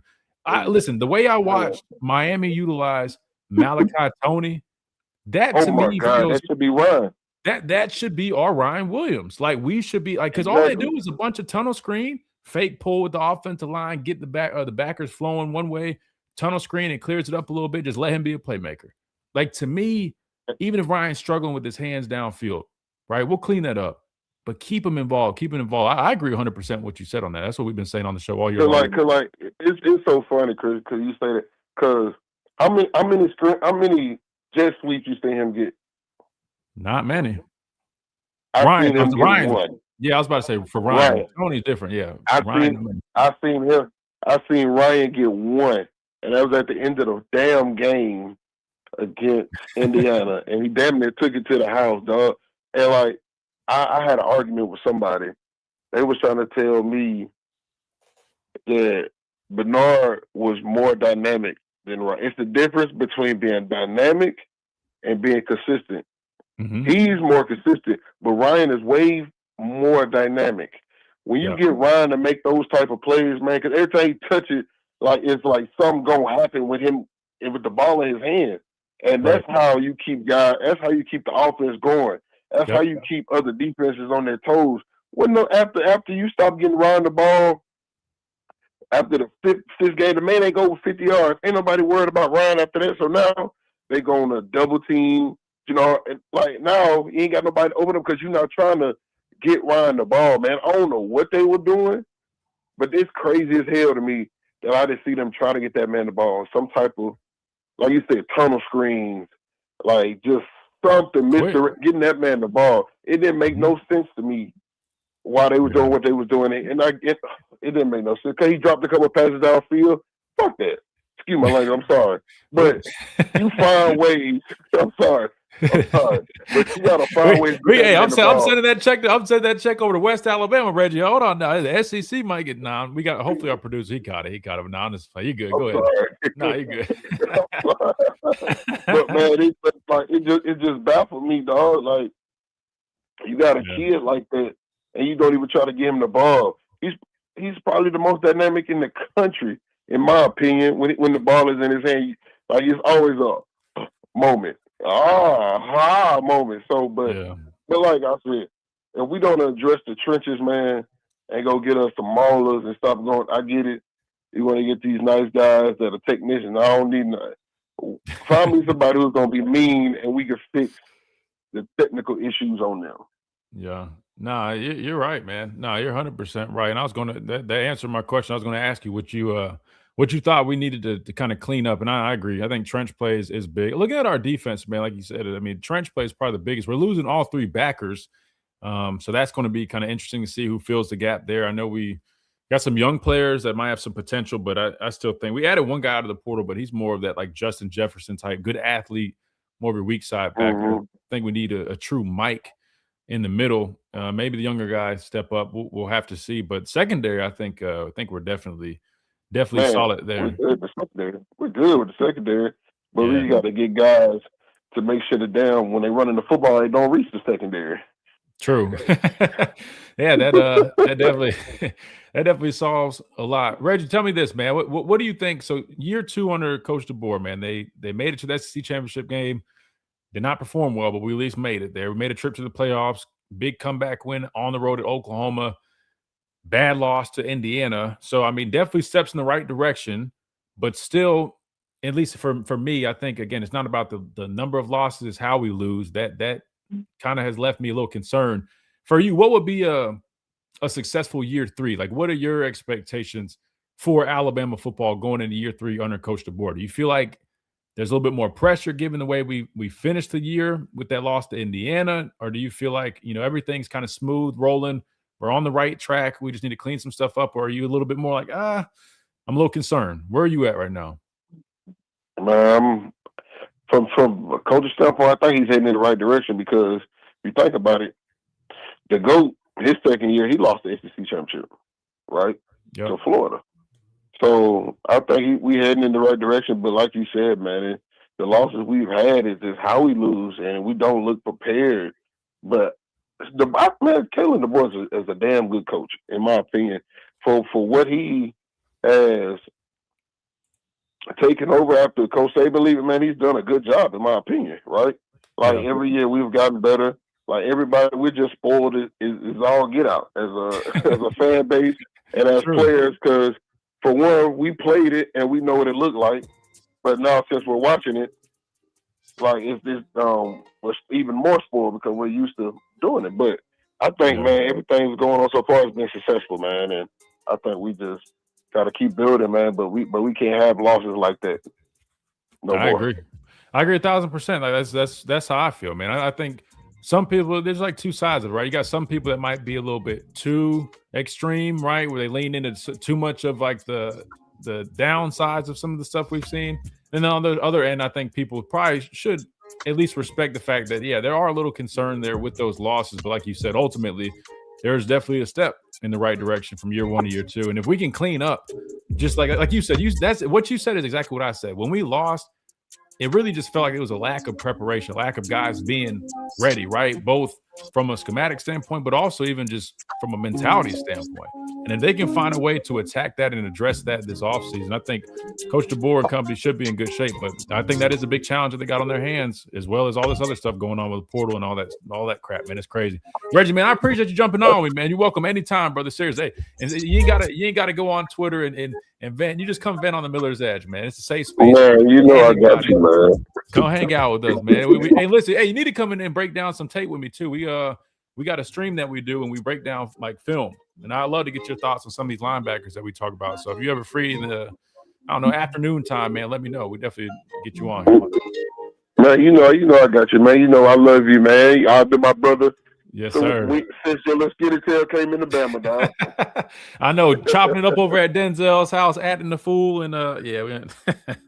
Man, we had good times, dog. They don't understand. They don't understand, man. Love you too, bro. I appreciate you jumping on, man. We'll talk soon, brother. Yes, sir. All right, man. Have a good one. You too, brother. My guy, Reggie Ragland, former Alabama linebacker, Alabama legend, man. Super Bowl champ, dog on the football field, even better person off of, man. Big thanks to him hanging out with us here on the Miller's Edge. We got to hit a timeout. When we come back, we keep on rolling right here at Tide 100.9, 1230 WTBC.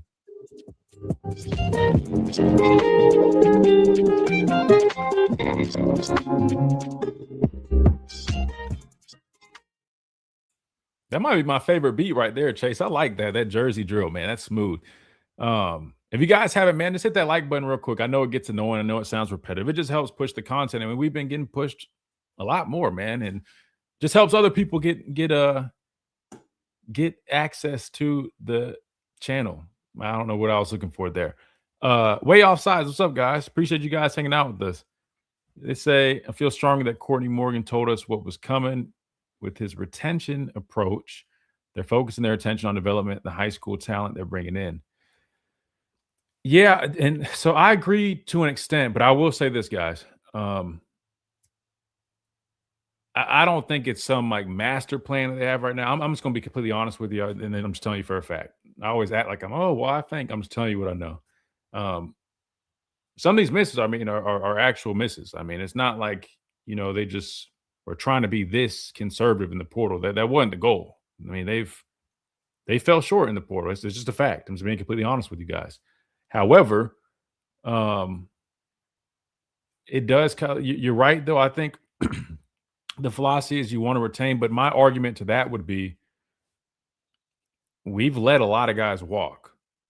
And like I said, this staff, I mean, it's entirely their decision. I mean, it's their approach, it's their program right now, So whatever decision they make is their decision. And so I'm like, listen, if you're going to let guys walk, if you're going to let Quay Russaw, if you're going to let James Smith, Keon, Kelby, like if you're going to let all these players walk, that's okay. However, you are now tasked and responsible for replacement.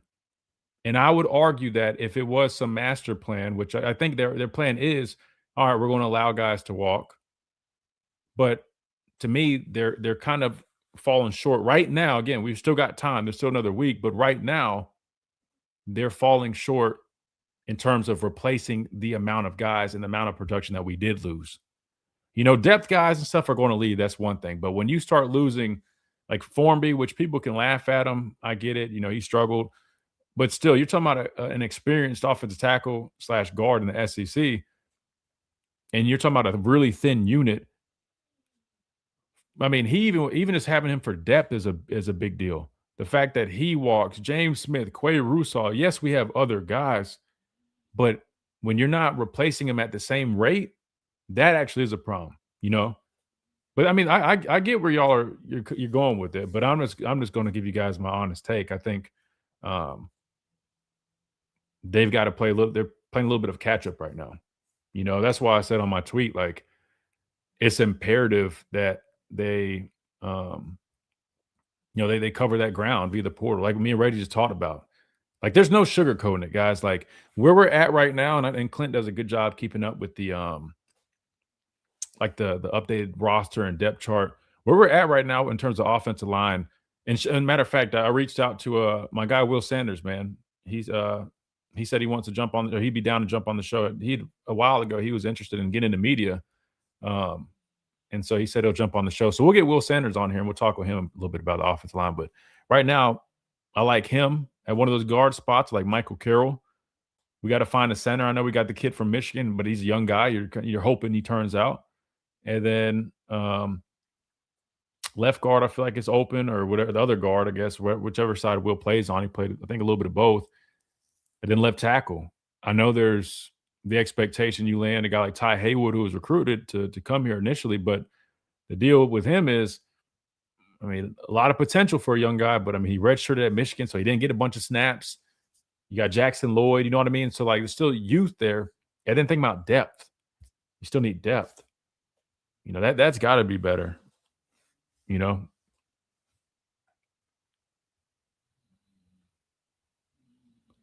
Yeah, no, I think you're right, though, in terms of focusing on their own talent. I think they're going to lean into a lot of the young guys that they do have, right? Yeah, so much youth, exactly. And I think you're right. I think that's probably what they're going to end up doing. But this is my opinion. And like I said, it doesn't matter for anything. It's just my opinion. I mean, I get paid to talk on in front of a microphone. I'm not coaching. I just think that's a little bit of a risky game you're playing going into a very critical year 3. That's how I look at it. I think, to me, being too conservative in the portal right now, not getting, proven production, that to me is a little risky, knowing some of the pressure that, even like I said, even though they took a step in the right direction, I just feel like there still is, it's Alabama, like Coach Saban said, man.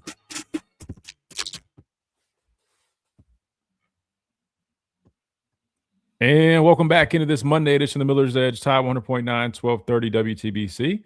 And a big shout out to Reggie Ragg, my former teammate, and he's team captain here, plus Super Bowl champion. Now I'm doing some work over with West Alabama. He came and hung out with us. If you guys missed it, just rewind a little bit, or you can always go back wherever you get your podcasts, all that stuff. You can listen to it right here. But big thanks to Reggie joining the show, getting his thoughts on the transfer portal, Alabama football, all that good stuff. Let's see if we can sneak in a phone call or so. 205-342-9904. We got our guy Smitty on the line. Smitty, you still with us? Yeah, I'm here, man. How you doing? Man, talk to me, man. What you got? Because listen, man, Smitty, let me be real with you, Smitty. You're my guy, man. You know I love you. You bring facts. But sometimes, Smitty, I'm like, all right, man. Like, sometimes I'm like, the crimson glasses might be kind of creeping on your face a little bit. Because I'm like, come on, man. But I'm like, you know what? He reminds me. It's like he's just trying to find the positives in the situation. So he's honestly spinning it. But sometimes, Smitty, I'm seeing some of these tweets. I'm like, all right, Smitty, come on now. Shoot me straight now. Shoot me straight. So talk to me, man. We've had an eventful weekend. What are your thoughts? All right. First thing first, shout out to your Panthers for covering the spread for me. Appreciate that. Wow. Oh, wait. Now you want to roll with us? Oh, come on, man. Hey. Really? Really? Hey. They call me the Black Pete Rose for nothing. But anyway, Jesus Christ. Here's the thing, right? I'm a let's play it out type of guy. Sure. I know it's like, I want to see what my roster looks like at the beginning of the season. Because I know the portal, the deadline to hop in is Friday, but you can still sign people after that. And even like teams, like when Indiana, Miami season ends, those players have 5 days after that to hop in the portal. And we don't, and it's like, I just say, hey, personally, myself, you know me, I straight said, I'm not giving Cam Coleman $3.5 million. I don't want Alabama to be the Cincinnati Bengals. You know, well, hey, you're paying 2 top wide receivers all this money, but you have no linemen. Because you can buy 3 players with that money. Yeah. You know, Yeah. And we got good enough receivers, and real good receivers, and so we're good there. I think, like with the Hollywood Brothers thing, Tia shared that Instagram of his agent, and I'm like, Kaylin, Courtney, you look at that man's picture. That's what you're dealing with.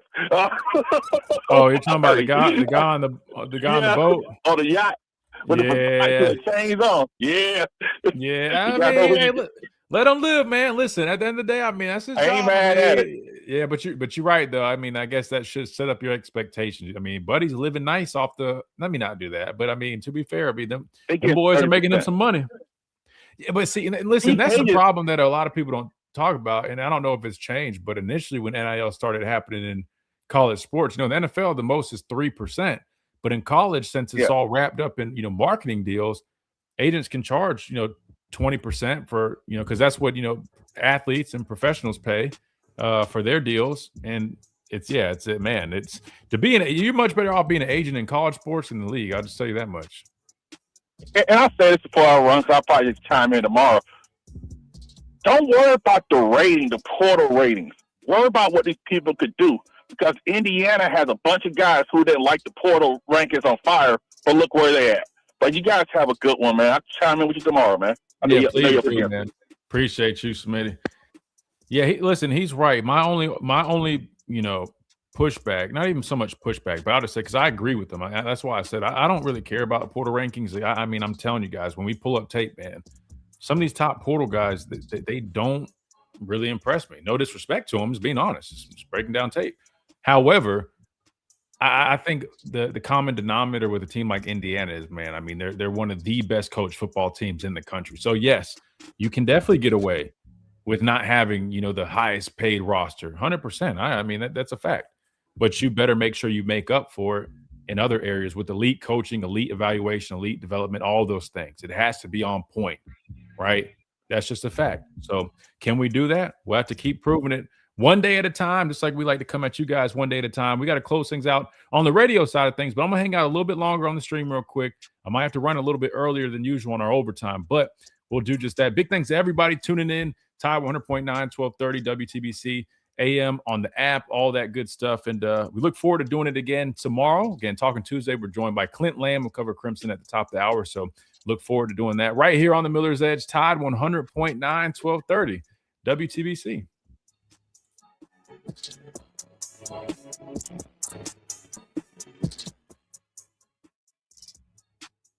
You Edge, tackling sports daily. The biggest Nissan. Appreciate you, Chase. All right, so I just had to close out on radio. I'm not going to leave just yet. I'm going to hang out with you guys in the stream because I didn't really get to talk to you much. And sorry, I know if I look a little tired, man. It's cold weather, allergies or something, I don't know. But talk to me, guys. What we got here? I know we got a couple questions I need to go back and hit. Yeah, I can pull up I'll pull up his tape real quick. If it's a small school guy, it's hard for me to pull up tape because their games aren't uploaded.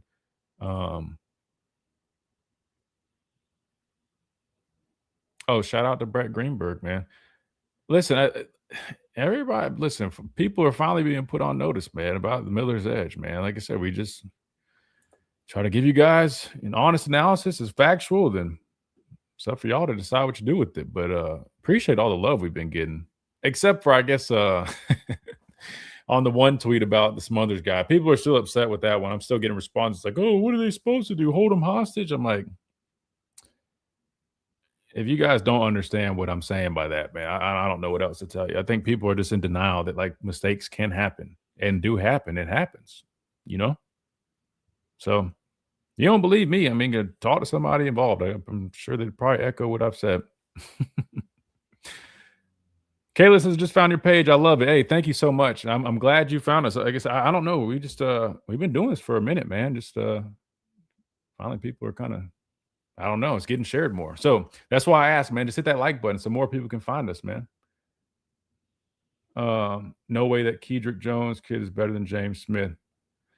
So that's a good point you bring up, Corey. So, like, this is why you have a general manager. Like, they're the ones making these decisions. And this is why I said, when we originally talked with Clint last week, I mean, and even, way off sides there in here. Listen, everybody is entitled to their approach. You're entitled to pay for a big roster if you can. You're entitled to be more conservative. You're entitled to, lean into the young guys you bring in. You're entitled to go after a bunch of old guys. I mean, there's 1,000 ways to skin a cat, right? And we've seen, a number of models be successful. Indiana right now, we're seeing it be very successful. You look at Miami. I mean, it took Cristobal a few years. He's gotten some of his guys in there. He's developed players really well. They've also went and got an expensive transfer portal quarterback. That's why I said I think it comes down to balance. But to that question, or to that point from Corey, is this guy as talented as James Smith? Absolutely not. With all due respect, he's not. But that's, those are the decisions that this staff and their front office, has to make. And like you said, or like Smitty said, play the patient game, see how it plays out. But in terms of talent, no, I mean, everybody knows James Smith is more talented, but that's why I always say, man, if you're going to let guys walk, it's critical that you're able to replace that production, whether it be from the portal itself, or you just have that much confidence in one of these younger guys that you're developing can step up and fill that role. If not, that can spell a problem. That's just a fact. I mean, it is what it is. Haynes committed to Georgia Tech. Yeah, they're spending a lot of NIL money right now. And that's their approach. And to me, I mean, I feel like it's been pretty solid. I mean, Brent Key, but it's a little bit of both too. I mean, I feel like Brent Key is doing a nice job coaching and developing those guys, but they understand, like, we need Jimmys and Joes, Only reason Indiana is so good, Christian, is because they have 47, 22 to 25-year-olds. That's not true. I appreciate the comment, William, but respectfully, I disagree. That's not the only listen, experience definitely is very beneficial, but I'm just telling you, man, just by watching them on tape, like I said earlier, does the older player contribute to the elite execution? Yeah, I'm sure. I mean, me as a 21-year-old junior and senior was much more mature and along the lines and a better understanding of the game of football and what's expected and how to really play at this level than when I was younger. I'm not denying that, but I wouldn't say that's the only reason they're so good. If you go and watch them, you'll see. I mean, they have a quarterback who has elite timing, accuracy. Go watch some of those throws, guys. He's making these back shoulder throws. He's putting the ball in these spots that it's literally only where the receiver can catch it, and the timing of it before these guys even turn. You know what I mean? Like that type of precision and accuracy and leadership as well from a quarterback, that goes a long way. They got great playmakers, right? They play within their system. They have a great system at that. I just don't like when people put so much emphasis on the age of the players that it takes away from their coaching. Because to me, I think that does a disservice. Listen, we got out-coached in that Indiana game too. That's just a fact. I mean, if you don't believe me, I mean, ask another college football coach or somebody that understands that stuff. I mean, we did.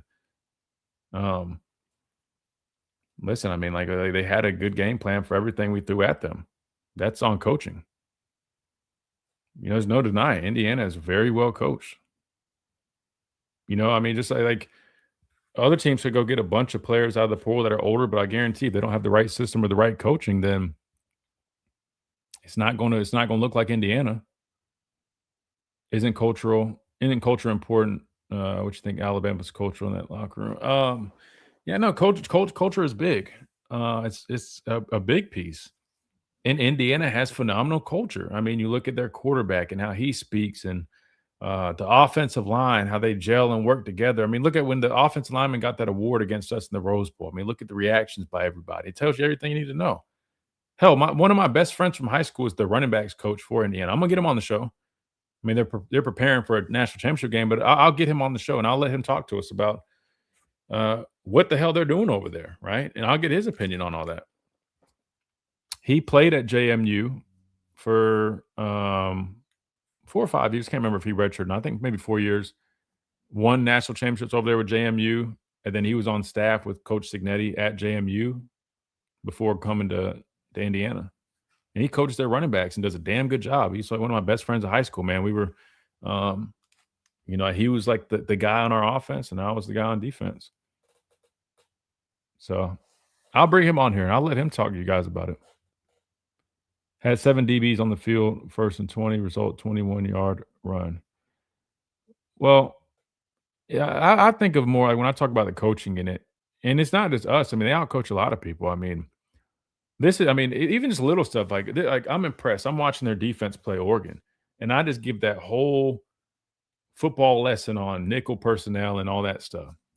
Then I'm sitting here watch Indiana defy the rules, and they're playing base against 11 personnel. But why? Because, man, like they have the right pieces and the right players, like 46 outside backer. I mean, he permits them to stay in base because he can do some of those things. That's why I said it's not that you necessarily can't. You can, but it's just not always smart. But with them, they've got the right pieces and they put them in the right positions, man. And they just do a really nice job. I mean, like the way they run their simulated pressures, the way they pressure on defense, it comes from a bunch of different places. They disguise well. That's not because they're 22 and 23 years old. Like that part is coaching. So, I mean, it's a combination. They got good experience, but their coaching is extremely impressive. Extremely impressive. And they do all little things right, but they just really excel in, like, think about it. I mean, they run the football great. They can pass the football. I mean, they got elite balance offensively. Defense, they stop the run. They're physical, but they can pressure. They get after the quarterback. Like, that's what I'm saying. It reminds me of how we played, like, when I was here and we had so much success. We had, Derrick Henry and these guys running the rock, so we could run the ball, no problem. That was our bread and butter. Then we built off the passing game with that. Like Lane Kiffin, when he came to Tuscaloosa, we threw the ball a lot more, but he did not ever go away from our running game. The running game was still our staple with Lane Kiffin. 2015, Lane Kiffin was offensive coordinator where Derrick Henry broke all those records. Jake Coker still was successful through the air. And then defensively, we were like the number one run-stopping defense in the country. But guess what? We also are one of the top pass rush teams in the country. Like Indiana is playing like that with that type of balance. It's impressive. So that's why I don't like when people just say, oh, it's just because they're old. To me, that's low-hanging fruit. Not saying it doesn't have an effect or an impact, but I think it's low-hanging fruit. I just think it takes away from all the other impressive traits that they do have, both from a personnel standpoint and from a coaching staff standpoint. Indiana does everything with a purpose. Yeah, no, they do. It's just everything's intentional, man. But again, man, you can just see. I mean, just watch their coach, man. I mean, like it starts with him. Like that's why. Listen, OJ Howard shared a tweet, and it's the truest thing, man. You're either coaching it or you're allowing it. That's why, like, Mike, I mean, Coach DeBoer took a step in the right direction in terms of that, right? But I think it needs to be even higher, right? It needs to be higher.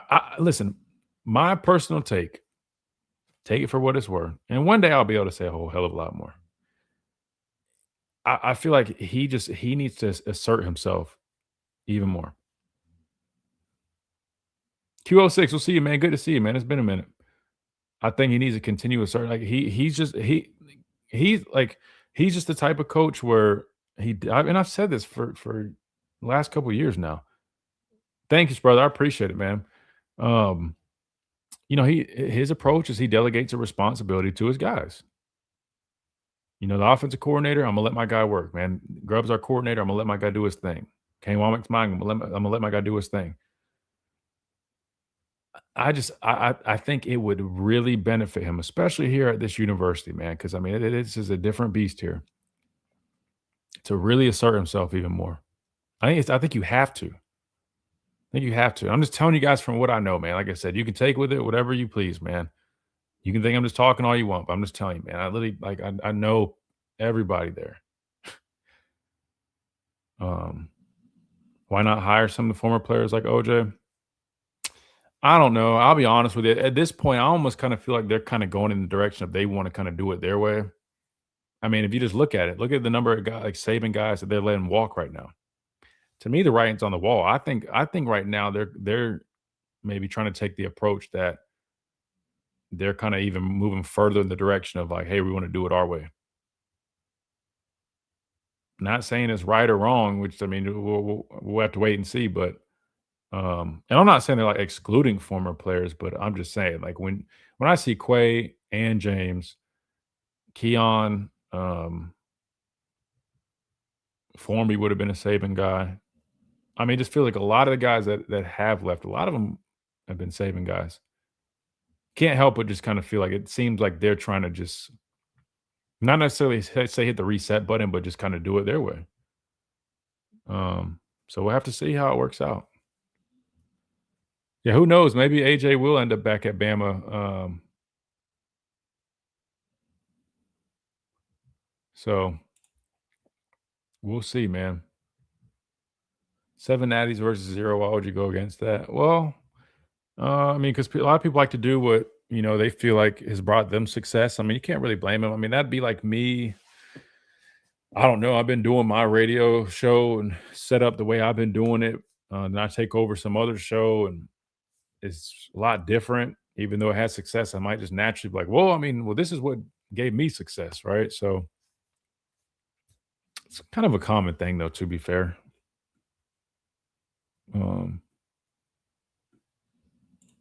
Let's see. Should we watch a little bit of this guy's tape? I know you guys mentioned I need to get out of here probably the next 20, 30 minutes, if possible.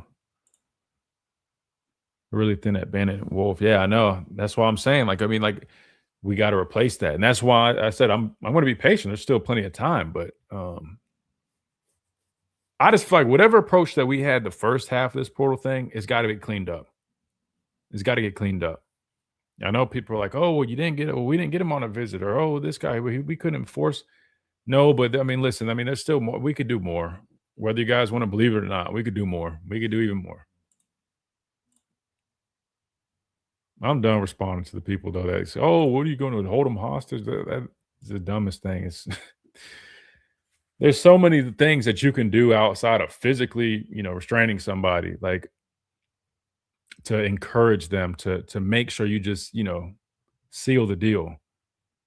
It's really not, I don't know why people can't understand that. It's just people are just weird, man. Hopefully it works out good for where I like the board, but I think he has 2 years to figure it out. But I'd rather D'Amico over AJ. No, I don't think AJ would be the head coach anytime soon. I mean, that'd be really soon, just because he's just starting his coaching journey. But maybe on staff. Hell, we had a quarterback spot open. Hell, we should have hired AJ as a quarterback coach. I mean, I know they just elevated Brian Ellis, but I think we should just focus on the coaches we have, the players. I know it seems like we had the players if you just go off of like recruiting rankings, but I'll be honest, man, we with the guys that we've lost, we don't have the players like that. Like we literally need players.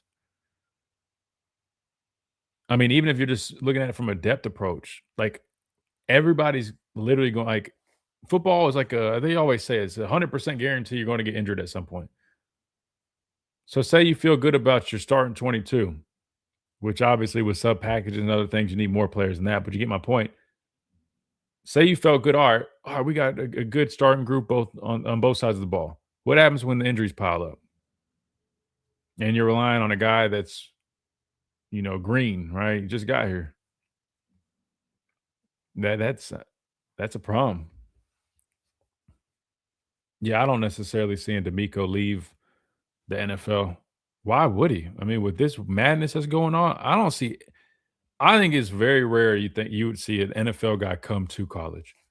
If anything, a lot of college guys are probably looking to jump ship to go to the league. You don't have to recruit. The hours in terms of like the offseason stuff is a lot better. And hell, I mean, now in college, you got to deal with all this transfer portal, all this other stuff too. It ain't even worth it.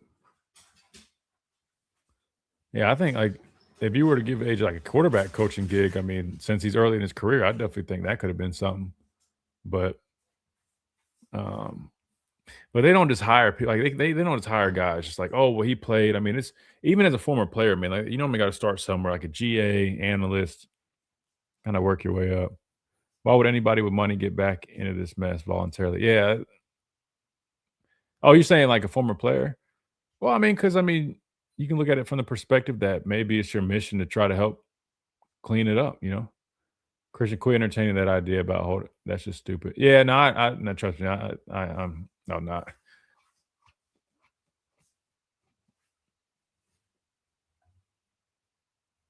You got the best sports show on radio and YouTube, hands down. Oh, I appreciate that, man. Seriously, thank you. I appreciate that. That means a lot, man. We're not slowly. We're quickly growing, man, and that's thanks to you guys. All the support that you guys have been showing the past month or so has been nuts, man. I can't even count all the feedback and subscribers and all that. So thank you guys so much. Like I said, all we ask, man, just hit that like button, subscribe, share the video if you liked, and that's all, man. We're not charging any membership fees or anything like that. Maybe one day if we start offering even more, but right now, man, like I said, all I ask you guys, just hit the like button and subscribe. That I'll do our part on the sales and keep it free as much as possible for you guys.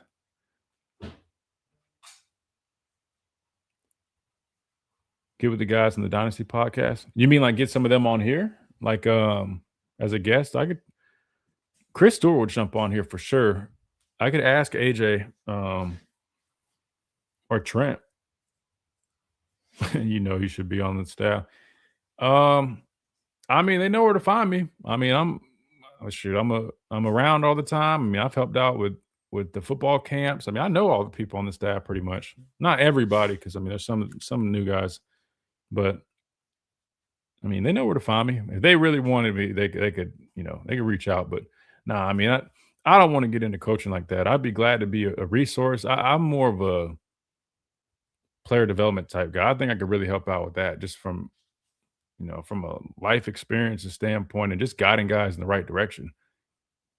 I think I could help out in a number of ways. But like I said, they haven't reached out for me for anything like that. So, but they know where to find me if they ever want to. In the meantime, I'm just going to be chopping it up with you guys and doing some broadcasting work. So glad to have someone like you, the player side, and honesty for fans. The way you include us fans is much appreciated. Oh, of course, man.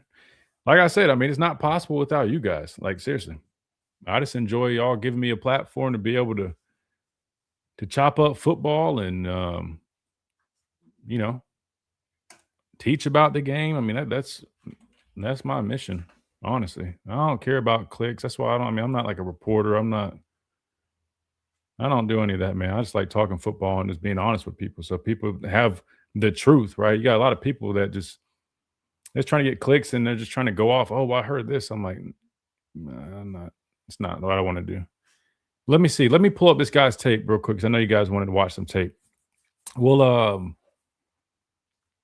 watch. Let me see. Mississippi State. We didn't play them. I always like if we can find them playing against us, but we didn't play them. I'm thinking.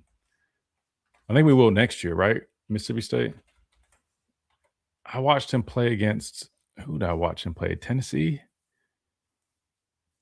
Let me do it. I kind of want to do another one. Nah, well, the Tennessee tape was okay. There just wasn't a whole bunch going on. I'll be honest with you. Like, he was in there. I wish. Let me pull up and see what was his best game. I don't know. I feel like I'm not gonna say it was like boring. It's kind of part of an interior defensive lineman. If he's not really because he's not like some like big pass rush or anything like that. He kind of would just. Hold on, let me see. We'll just pull up that Tennessee game. That's fine. Since it's right here anyway. Throw it on this tab. All right.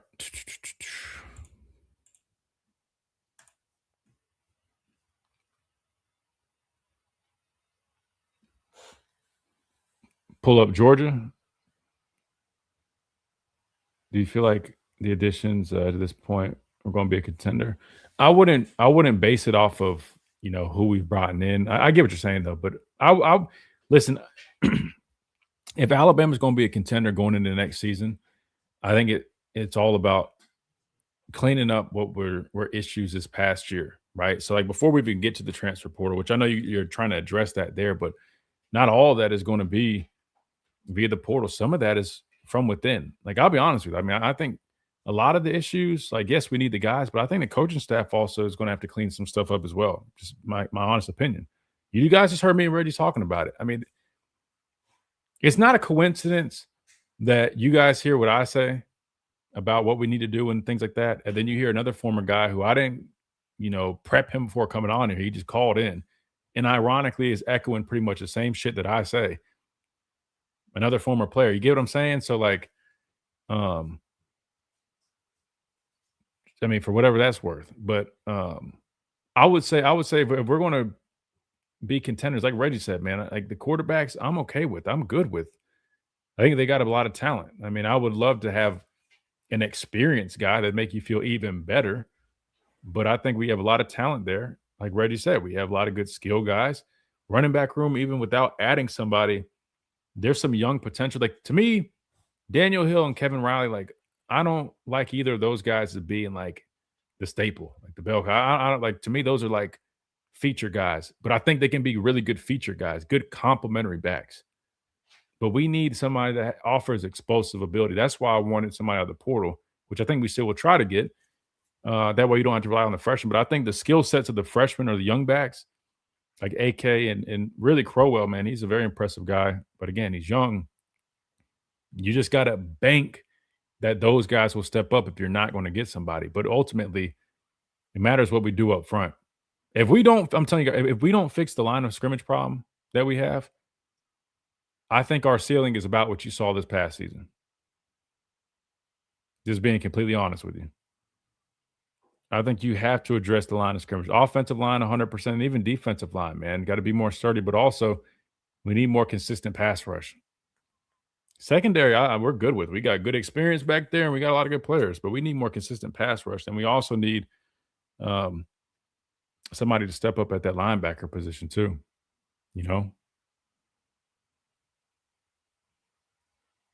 Because if you look at it, I mean, at the end of the day, you're in a conference in the SEC that has everybody's good, right? And a lot of these games will come down to, one possession type deals, right? Like late moments in the game. That said, majority of those fell in our favor this year. That might not be the case, you know what I mean, the next time around. So, like, you have to. That's why we talk about it being a game of inches. All the little details matter. Like, to me, that all needs to be, like, from the coaching side of things, like the details. Like, I think that needs to be improved upon. Too many times I feel like we kind of overlook the little details with this staff. And I think that's what leads to some of the problems that we do have. There's definitely personnel things that need to be addressed, but from a coaching perspective, man, you can't overlook the small details. All right, let me see if we can see. So he was 22. Let me see. You might have to help me. I think he's the one with the long sleeves. Like, that guy has 3/4. Sometimes I was getting mixed up when I was watching it, but I think he's the long sleeve, and I think the jersey's rolled up. We are a couple plays away from being like a 5-loss team. Yeah, I mean, I don't know about 5, but no, I mean, if you think about it, I mean, over the last couple of years, and then I'm not saying that's necessarily all of issue from our staff. I'm just saying, like, that's the reality of it. That's why it's important to have really good coaching, because when you get into those situations, it's not always going to fall in your favor. You're not always going to convert that 4th down. You know what I mean? Like, so you just got to cross your T's and dot your I's,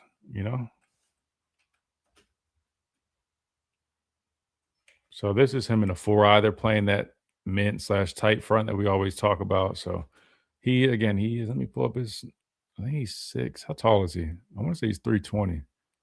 Why is it normally ESPN is like the first link that pops up? I always try to find that because it's got everything, but now it's buried everywhere. 6'4", 320. Had 25 tackles last season. I don't think he had any sacks. Did he have any tackles for loss? Not sure about that. He had 3 tackles this game. All right, so this is a good game. That was his tied for a season high. 3 total tackles this game. Do they not list tackles for loss on here?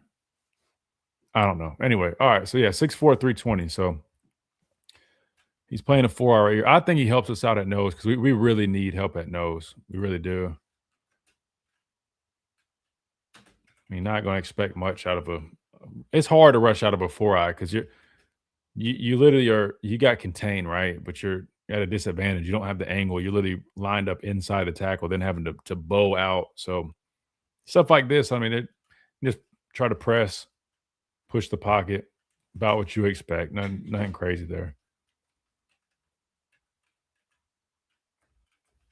I want to say this is him out here. So now he's lined up in a 5, which is common when you got, a lot of 3-man fronts. I mean, these guys, we do it too. We have our tackles end up in 5 techniques. I don't see him doing this much for us, but you can see, I mean, looks to be a heavy-handed guy, physical guy.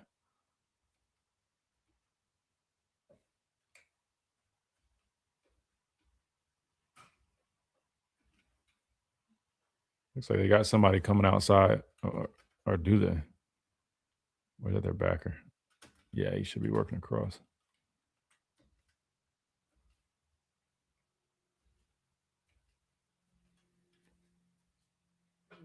There he is. He can probably skip through some of this, and he's another 5 technique here. He won't be playing that for us.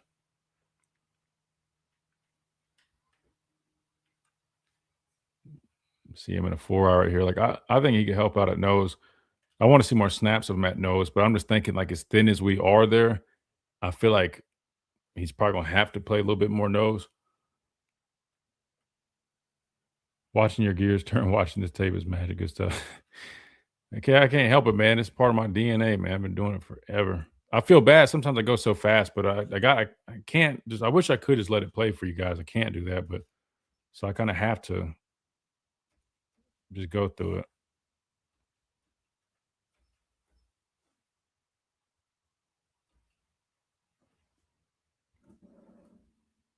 I want to take a better step there when you're working inside like that. That tackle, see, beating them to that spot. And it looks like they're running a game. A little bit of a stunt. And maybe not. Maybe that nose is just getting his ass whooped so bad. It looks like a stunt.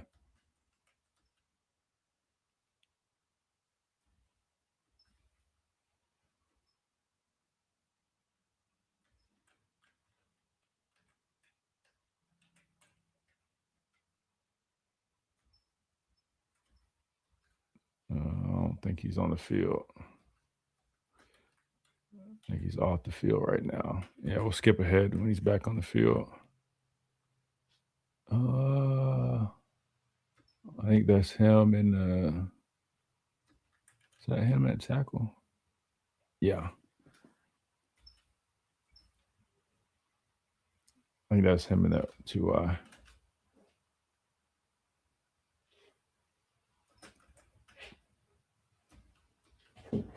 Yeah, it's him right here.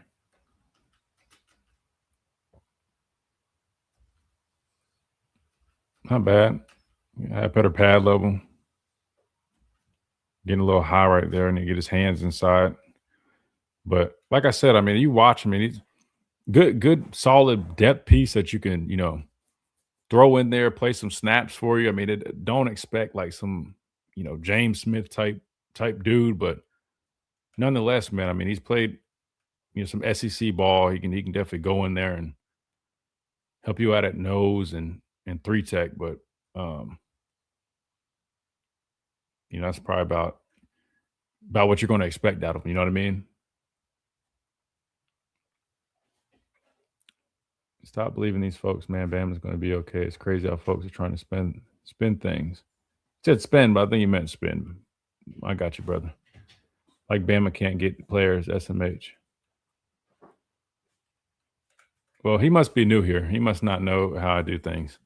I'm not spending anything, man. You're more than welcome to go ask somebody who's in the building. They'll tell you the same stuff I tell you, man. Anyway, all right, we got him here at 3 technique. Got him on a movement. They're working the stunt here. He's working across.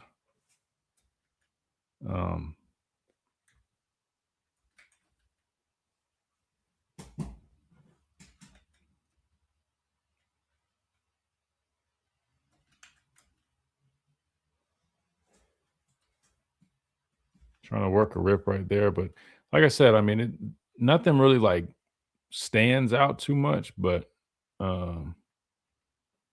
like I said, I mean, a quality depth piece for sure. Somebody can definitely play some snaps for you, you know?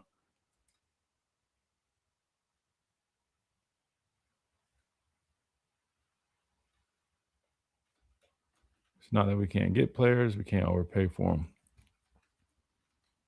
I've already explained that stuff. Like I said, I mean, I just tell you guys the truth, literally what anybody in that building would tell you. I mean, it's for what y'all can decide what you do with it, man. If you don't believe me, that's fine. I have nothing to lie about. It has no effect on me whatsoever. I'm just telling you what I know. That's why I said, if you listen to what I said, if there's somebody that we really want, a la Ryan Williams, we will cough up some money. Like, we have money. I said that. I didn't say we don't have any money. I didn't say we can't. What I said was, if you don't, or if you get into a bidding war with a school like Texas or Oregon, and they're offering them some lucrative deal, we're not really going to be in that race. It's just the truth. We're not going to match that. I'll give you another example. What's it called? He's right here. Let me see. Sorry, I'm over here. He's right here in this 3 technique. Oh, like that edge guy from Mobile, I think it was it last recruiting cycle, who signed with Oregon? Is it Tank Jones? Right? I mean, the kid wanted to come to Alabama. He went to Oregon.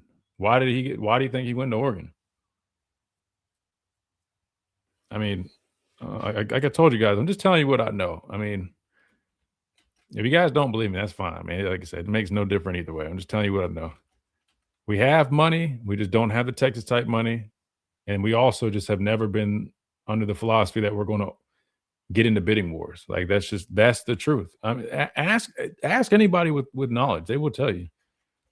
We don't do the whole bidding war thing. I mean, unless we feel like it's a can't miss something, we might. But majority of the time, a lot of these top players, all right, this guy's just trolling, so we're not going to answer that. I try to be nice and answer people, even if their opinion differs. But when people are just trolling and being ignorant, we ignore them. We're working for Texas. We spot a player in the portal. We can take our time to evaluate players in the portal to make the best decisions. Well, problem is you don't really have all that time to take right now. I mean, because like I said, people move, man. People move, you know. So I mean, if people are serious about a guy, that's why they're quick on getting them on a visit. You know, like that's what it's about. I mean, they push to get them on campus because they know if they can get them on campus, like I said, like this is very similar. I mean, think about like a car deal. You know, I mean, like trying to get the customer, you know, to secure the deal as quick as possible. You don't want them leaving. You know, it's very similar. How do you feel about agents using the staff in Bama as leverage for better deals? Listen, I do that all the time when I'm buying cars. I told people last week, man, like that's a smart tactic. I mean, I hate it when it's working against us like this, but I mean, it's a business tactic. Any way to combat it? Not necessarily, because what's tough is a lot of the time, man, people have to just go off of people's word, right? So like, I mean, a recruit could come to Courtney Morgan or this staff, and they could sit there and say, "Hey, well, Tennessee is offering our son, our client, X amount of money," and half the time the staff just they have to just take that kid's word, because a lot of the time, a lot of stuff isn't formally in writing, at least at that point. You know, so you just have to choose. All right, well, we can either believe it, and even if we do think he's full of crap, we just have to make the choice. Do we like the kid enough? If we do, we'll you know, we'll do what we have to do. I don't know if necessarily people are actually doing that. Like they're saying, "Oh, let's go to Bama to get some leverage." I mean, if they are, like I said, that's a smart business tactic in any regard. But I don't know if that's necessarily the case. I mean, I'm sure they actually, when they come here, like for example, who was I thinking of? Um, I'm drawing a blank, but like normally these guys, I mean, these guys are interested. You know what I mean? Like, I don't think they're completely just doing that. I think they're interested. They want to hear you out. But when say, for example, a guy Cam Coleman, when he goes to Texas, he goes to Texas A&M. They're all going to lay out what they can do or what they plan on doing, and then he comes to Alabama. They'll fill us in on, oh, okay, well, this is what that school's offering and this school's offering. Then Alabama has a choice. Do they want to try to match it? Do they want to try to beat it? So I mean, there's a lot of like there's so much that goes into this stuff, guys, that I mean, like, it's wild, man. It's wild. It's wild. Yeah, I agree. There should be some type of like salary cap or something that keeps people from just running this stuff up. I mean, that was what the revenue share was supposed to be, and it clearly did nothing. You know, so yeah, no, it's like I said, I do it all the time. I told you guys, man, if you're ever trying to buy a car or sell your car, man, go to one dealership, get it appraised, take that appraisal, go to the next, get them to bump it up because they want your business. Then take that one, go to the next. I do it all the time. I mean, I make plenty of money off of cars doing that. I don't do it often, you know what I mean? But I go through a few cars a year, but I never really lose out on much. If anything, I make money off of a lot of stuff because I'm smart like that. So listen, if that's a tactic people use, man, I mean, that's a smart business tactic. You feel me? This him and this 3-4 whatever. More of a 3 technique here. As you guys can see, that's why I mean, I don't have like a whole bunch of comments on him because I mean, like, he's kind of just like a really good this depth piece. You know what I mean? Like, I don't think he really has like elite traits. I mean, he has typical size that you'd like 6'4", 320. I don't think he has great pass rush ability, but I think he's somebody you just plug in the defensive line. You need a body, help eat some blocks. I think that's kind of what you get out of Kedrick. Yeah, but only one game. Yeah, that's why I was saying I don't like jumping to conclusions. But like I said, even just off my like eye test, like normally even traits will jump out if there's something. I'm just being completely honest.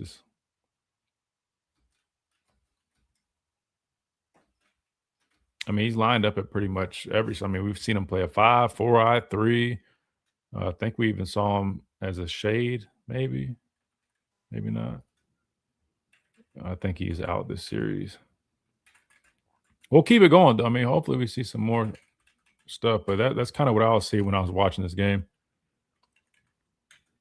But you know what I do like about him though is he made a statement with 24/7 Sports. I think it was Brett Greenberg that posted it, but I think he said, "Man, I grew up liking Alabama. It was an easy choice."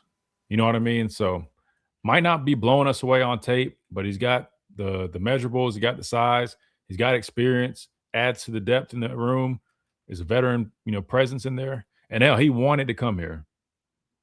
He wanted to come here. I'll take that, man. We need more of that energy. He's still not in here. Hold on, let's keep going.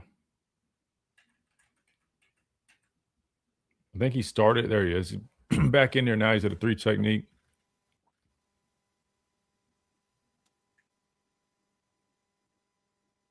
Just got to register that his pass right here.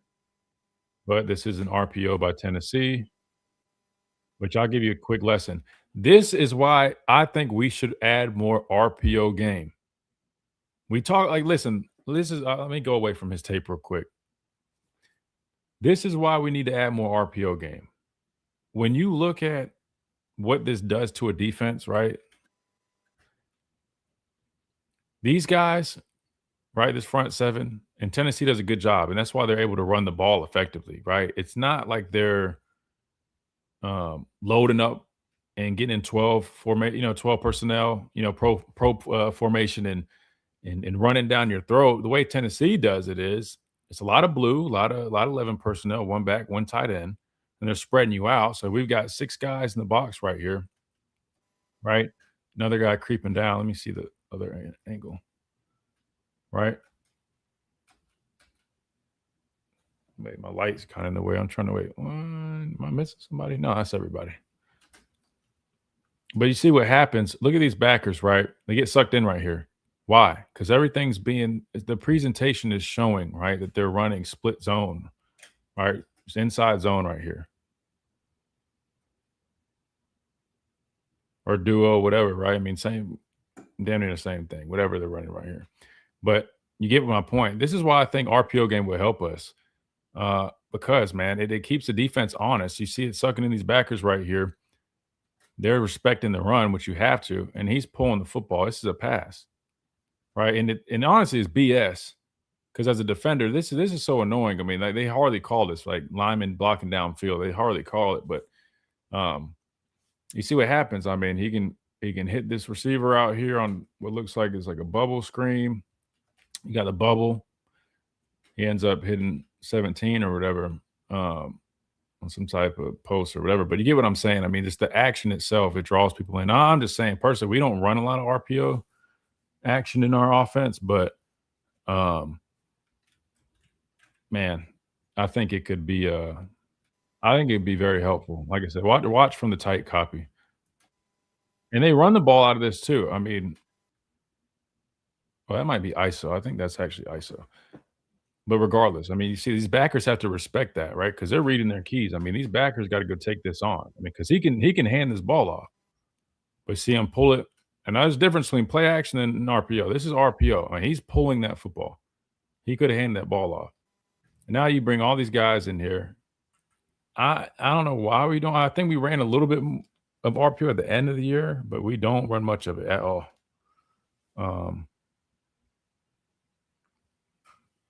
But I just wanted to show you guys a good teaching point right there. This RPO game, man, is taking over college football. All right, we got GT counter right here. Just running counter, but we got the guard and tackle pulling. Where is he at? He's not on the field, of course.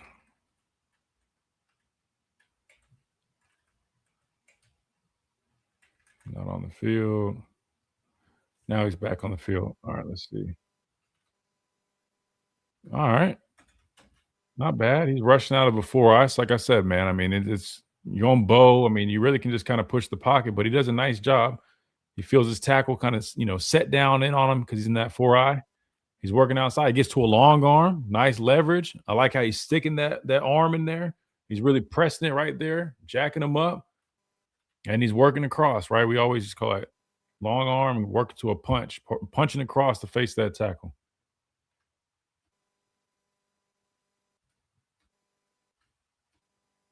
Good little rep right there. Ain't nothing crazy, but good little rep. Is this guy good, man? He's typing in all caps. Bama's going to be okay, brother. Everybody, relax, man. We're all good over here, man. Nobody's, brother. I highly recommend don't overreact off of a title, man. The whole purpose of a title of a video is to get listeners. Like you're good, man. You can take caps lock off, bro. It's all good, brother. We have faith. We believe. But again, we're just talking football, man. Relax. Grub peaked against Georgia, went south from Saban's teams, improved weekly. Like Kirby. Yeah, it did feel like our offense peaked, right? It did feel like we peaked early. And then it just kind of just dropped from there.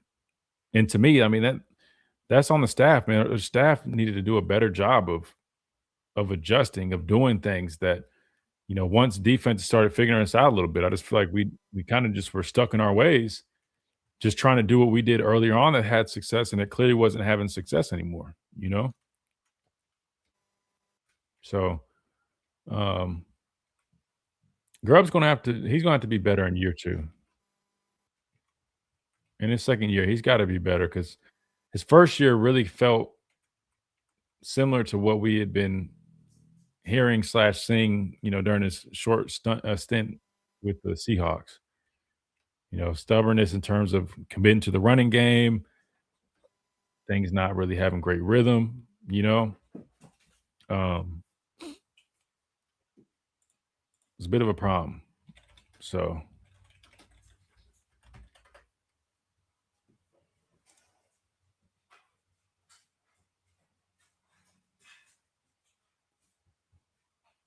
a little bit of a problem. Yeah, I think they're running ISO off I'll be honest, sometimes all them running plays, man, I'll be drawing a blank. Like they're running ISO with that RPO. So I'm working right here again out of a 4-eye. 3/4-eye. It's like you guys can see. I mean, ain't gonna blow you away, but he's a body. Put him in there. He's not like a liability, but he's not, you know what I mean? Like he's not gonna make a huge splash either. All right, it's him working out of a 5, which again, he's not gonna be playing a 5 for us. Might be occasional times, like he's giving the front or something, he ends up there, but he's trying to work a stab club. We lose our balance.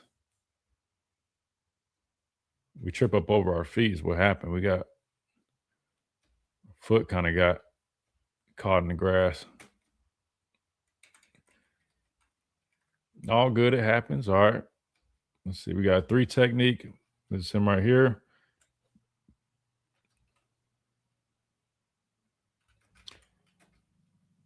Not bad. I mean, good physical contact right here. But what I would like to see is that don't turn into this guy. You know what I mean? You want to stay square while we're attacking that block as much as you can. Because once you get here, I mean, you're wasting yourself.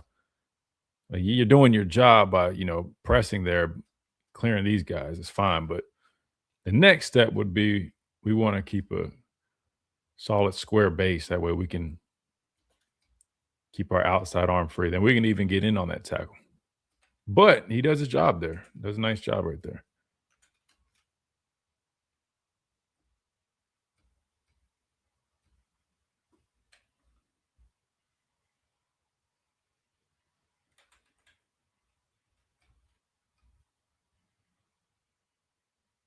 All right, now we need some more effort on this pass rush, brother. I know you're probably a little tired, but these are hands, man. Can't just be running around out there. But again, I mean, they have him in a 5 right here. For me, I think with us, I mean, there's a better chance you see him here. If anything, 5 technique, he ain't playing no 5 for us.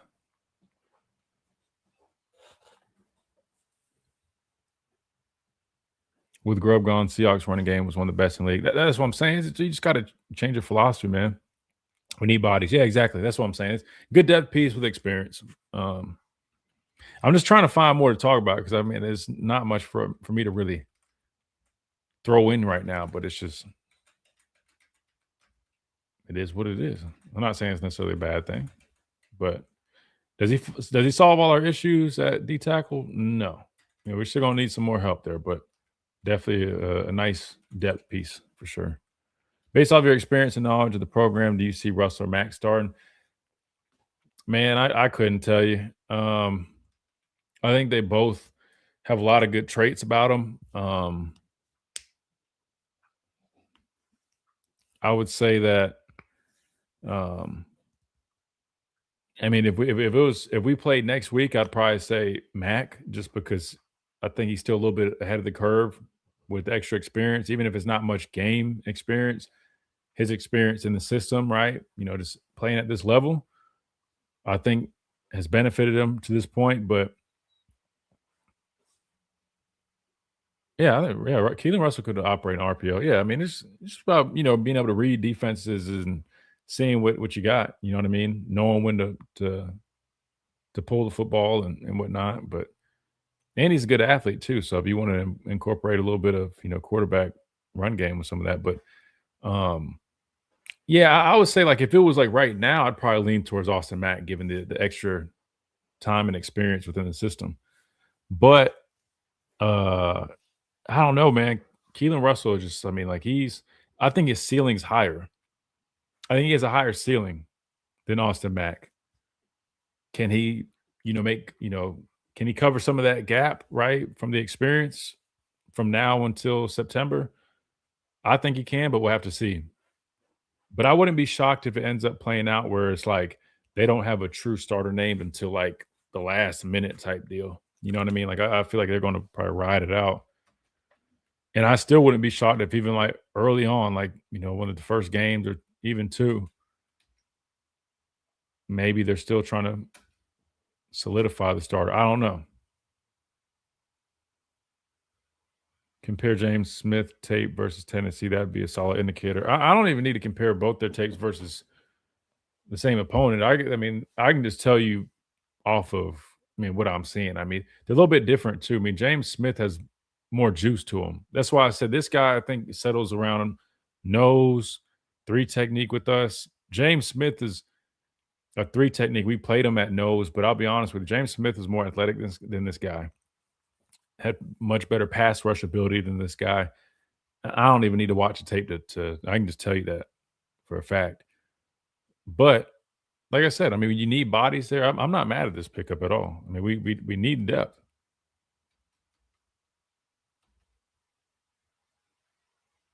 I mean, here he is getting on tackle. Like I said, I mean, he's not a bad player at all. They're working a run stunt right here. That's why he's kind of crashing in there like this. He's the quote unquote picker. 35's rapping. He does his job. He picks a center. Right? He's coming from a 4-eye, 3/4-eye. I mean, nowadays it's damn near the same. These guys get wide on these threes, but crashing down, picks a center, takes up the guard, 35 wraps. He falls back off into it, makes a tackle. That's a good rep. And a lot of people are doing these now. These run stunts are super common in college football. We work them as well. They can be really effective. Now, sometimes it can mess you up because sometimes you'll take yourself out of position if you get hit on the you're in wrong place, wrong time. Sometimes, man, it just ends up being a bad call, but they go right back to it. Same thing.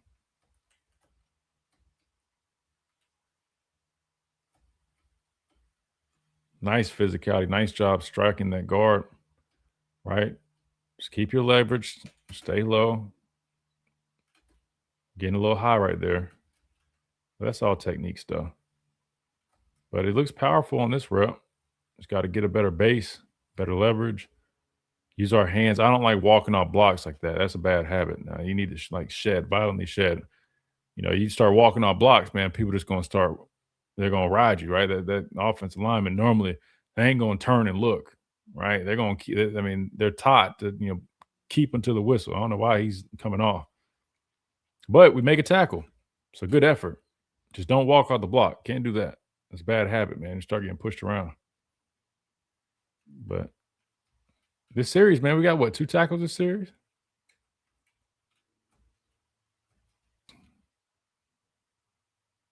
But so far on the pass rush reps, I mean, that's not really his strength, I mean, at this point, I'll be honest with you. If I was coaching him up, I would just tell him, and since he's not really, big moves guy, I mean, use that size and strength. You need more, pocket push, especially in the middle. 17 had him a game. Here we are in this 4-eye.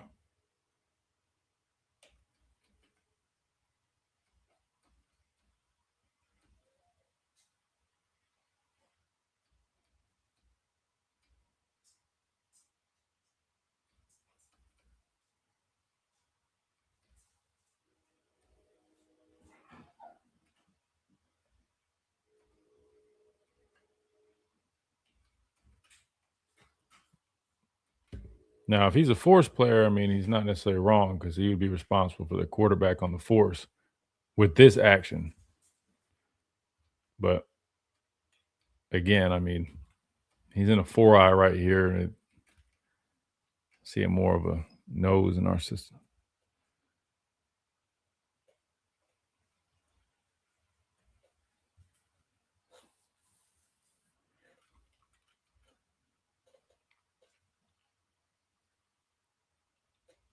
You can see him here working some pass rush. They're trying to work a game, working a TE game, more or less. That guy's setting the pick for him to wrap. But like I said, he ain't some premier pass rusher by any means. Working out of a 5 again.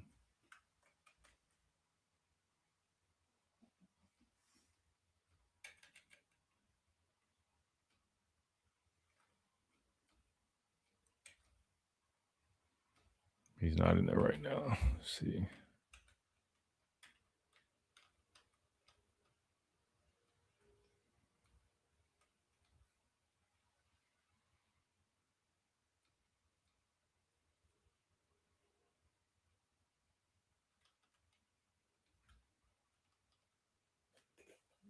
All right, now he's back in here in a 3 technique. Working that run stunt. Another RPO.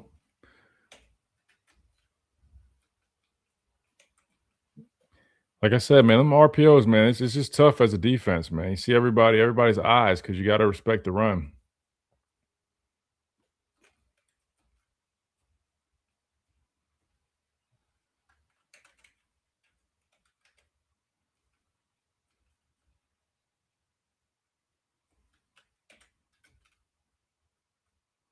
He don't come off as like the strongest guy, but he does enough. But right here, we got to hold up strong, man. We can't get washed down like that. Get knocked off the football right there. But it feels like we're catching right here, right? We don't want to catch. Got to have a better base too.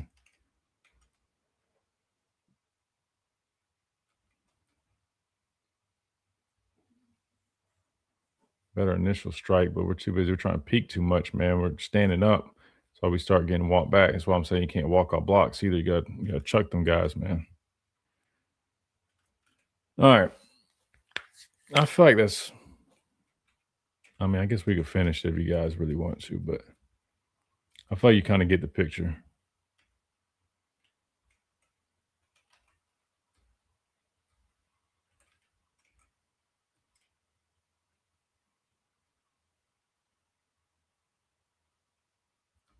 All right, now we're tired. Now we're tired. But, yeah, so good player. Definitely probably, good depth piece with experience. But if you guys are looking to maybe replace James Smith with, similar caliber player, I mean, I would not put him in that category. But nonetheless, man, you need the bodies there, so you address a need. So I'm not complaining about that. Let me see if we got any questions that I missed. Sorry, guys. Like I said, I'm a little worn out, man. It's weather, man. It's tough. Yeah, anything I didn't – if you guys want me to hit something before we go, I will. If you haven't, man, hit that like button. We always appreciate it. I know it gets old, but it always helps, man. Always helps. Dang, we got a 175. You guys, man, you guys are awesome. You guys are awesome. I don't know if anything else has come up since we've been doing the show, but you guys know the drill. We'll address it. If you see anything, if you see anything you guys want us to address, man, tag us in it. We'll talk about it. We'll bring it up on the show tomorrow, and we'll keep on rolling. Let me see.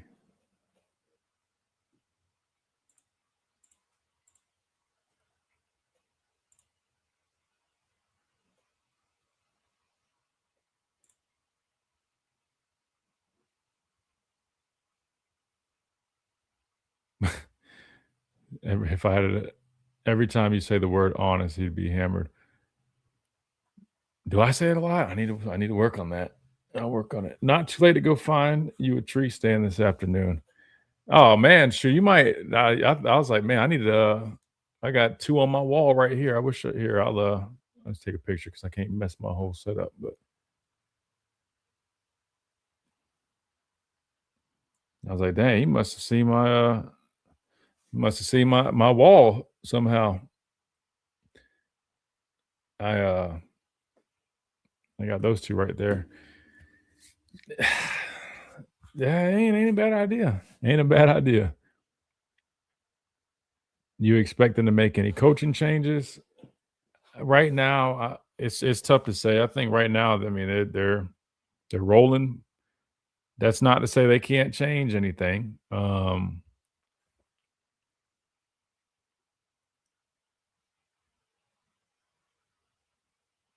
But we'll have to see.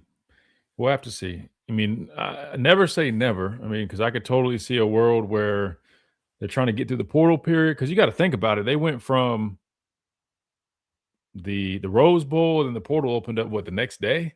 So I'm not saying it couldn't happen. Nothing leads me to believe they'll definitely make a change right now. But personally, I don't necessarily see them doing that. If they did, I mean, I could see maybe a position coach leaving or taking a job, or maybe something like that. But I know a lot of people are talking about like the coordinators. Your coordinators are going to be the same going into the next season, unless something, barring any change, I guess. But those are your coordinators. That's really all I got. And I'm not going to sit here and act like I have some inside thing. Anybody I've talked to has not indicated that there's any type of belief that there's going to be necessarily a change. But like I said, I mean, in this business, you never know. I mean, right now they could have no plans of making changes. And then next week is a totally different deal. I'll be honest, man, it's hard to keep up with, but we'll have to see.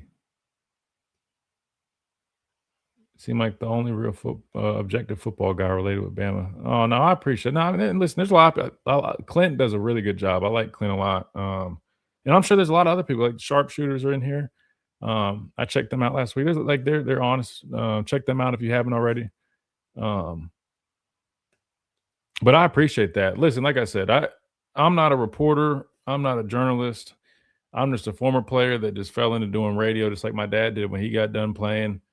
Didn't even really anticipate doing it. Never really liked public speaking at all. It's kind of funny that I actually do this because I mean, you couldn't pay me back in the day to do a presentation in school. But man, like I said, I always tell everybody, my goal is to teach the game of football, like the truth about the game of football, in terms of how, like, what's actually happening, not like what people are kind of just perceiving, but really just using my experience and everything I know about it to teach it and offer people just my honest opinion. And I just said it. Somebody's going to have to take a shot now.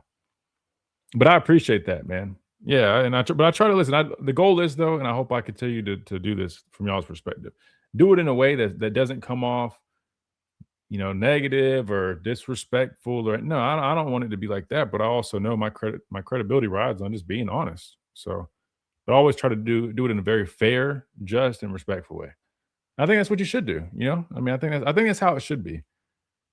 Because people want the truth, right? I mean, might not always be what you want to hear, but I think that's important with anything. Thoughts on strength and conditioning. Listen, they got strong dudes on the team. Somebody was kind of thinking that, well, I don't think our guys are as strong, man. I was like, nah, they've got some dudes, man, that can lift some weights. Negative free zone. Yep, that's right. Yep, that's exactly right. NFC. So I always try to have. It's always difficult to kind of explain this in terms of like what they're doing. It's more tailored to being like football specific. The movements that they do are compound movements. It's advanced, very effective, and I like it. It's different than Coach Cochran was always more traditional Olympic lifts, squat, power clean, jerks, snatch type deal. You know what I mean? Your basic, not basic, but you get what I'm saying. Your base Olympic type lifting. New staff is, they incorporate, band work, technology, bar speed is a big deal, right? Like trying to really incorporate explosive movements because then that translates on the field. Like all that stuff is very advanced. I mean, really probably state of the art. So they kill that. But I think the other piece to the weight room, that's like for a football team, anybody that's played the game, people know. I mean, you spend more time with the strength staff than you do the coaches. I mean, the rules are literally designed that way. So while that piece is really important, it's also very important that your strength staff is also like the nucleus in terms of building the culture of the team. And I think that's probably what you're talking about trench play. So to answer your question, do I think the trench play is affected by like what we're doing in the weight room? No, I don't. I really don't. Because I'm telling you right now, Jaden Roberts and some of those other guys that they have on this team literally are probably stronger than some of the guys I played with. They have some powerful players. But the most important thing is you have to find a way to get that stuff to translate. That's what it boils down to. It doesn't matter. I know a bunch of guys that can go bench 500, but if you put some football pads on them, I know they will get their ass blown off the football because they don't know how to play with leverage. They don't take the right steps. They don't have the right technique. So it has to translate. So no, I don't think the problem lies in the weight room or what they're doing there. I think it's more of a technique thing. And getting it out of you got to pull it out of these guys. I mean, you got some really good raw athletes, man. That's where the coaching and development comes in. You got to get out of them. And it's tough, though. I mean, it's tough for some of these coaches. Think about it. I mean, nowadays you can only do so much. You talk to a kid wrong, help, he's in the portal. Coach yelled at me. Coach is jumping on my neck at practice. Oh, I don't want to be here anymore. So it's kind of tough too, but I just don't understand we can't run the ball. Yeah, trust me, man. It's interesting, but and I'll pull up once we get done with portal. I'll pull up Alabama tape, and we've been doing this during the year. If you guys have been rocking with us, and I know some people are kind of just now hearing of us, so you haven't seen it, but I'll pull up, our tape. I'll go back and pull up Alabama tape from this past season, and I can just always tell people, man, I can show you better than I can tell you. I mean, I can sit here and say till I'm blue in the face, this needs to be better. This needs to be better. But the way it works is most people don't believe unless they see. So I'll just pull up the tape and we can watch it. But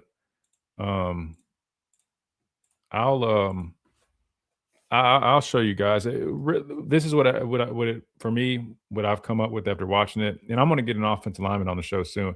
Will Sanders is supposed to jump on here. I just got to. I'm going to do it the right way and clear it with the media folks. But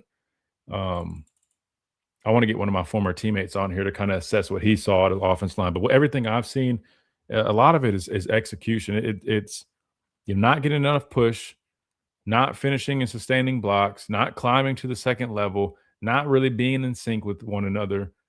Sometimes the backs have opportunities but don't take them. So there's not just like one problem. It's literally like it's this whole conundrum of a bunch of little things.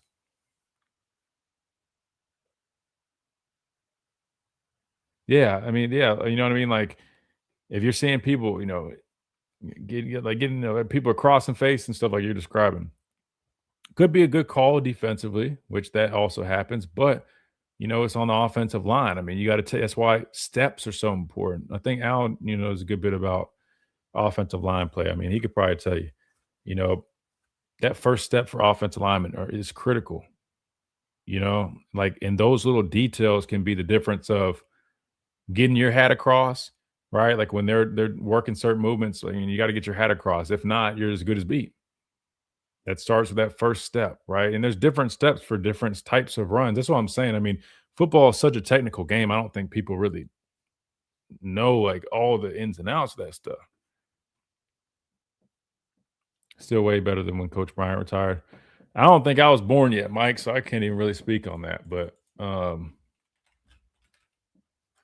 yeah, and my biggest thing is I'm never going to sit here and make it seem like, oh, this program is like in this state of emergency. I never said that, but I do think it's critical that I do think we're at a point where we have to really be mindful of our next steps, right? Because you just don't want to be in a position where you're trying to, all right, we made this mistake, because it didn't really have to be like that. I mean, we still had a lot of good players, a lot of good resources.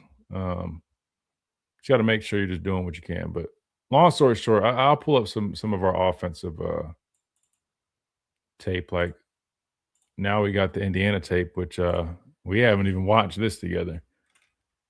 But what I'm getting at is like we can go back and watch this tape and we can break down why the running game struggles. Speaking of getting Ryan Williams the ball.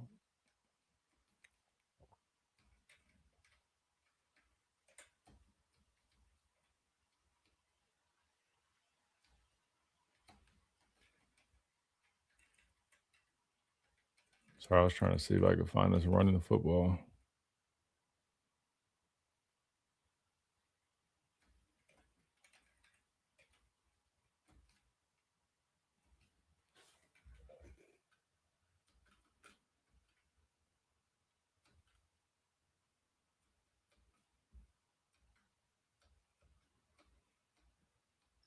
But I can tell you right now, this is a successful play right here, and I'll tell you exactly why.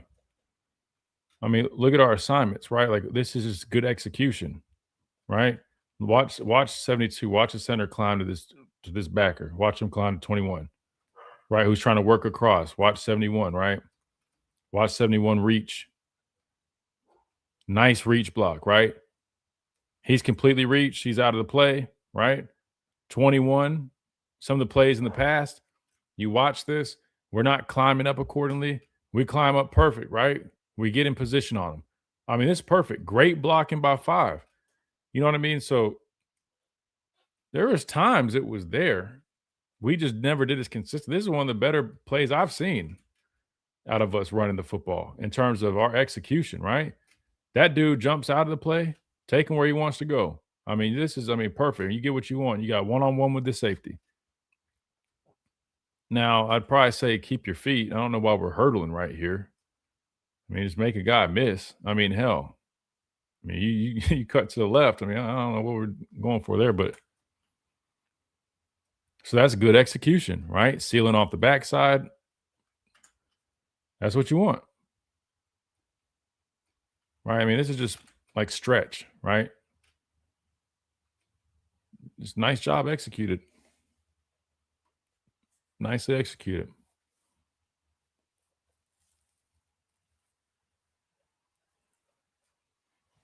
Yeah, exactly. Yep. Sealing that backside. Good cutoff block.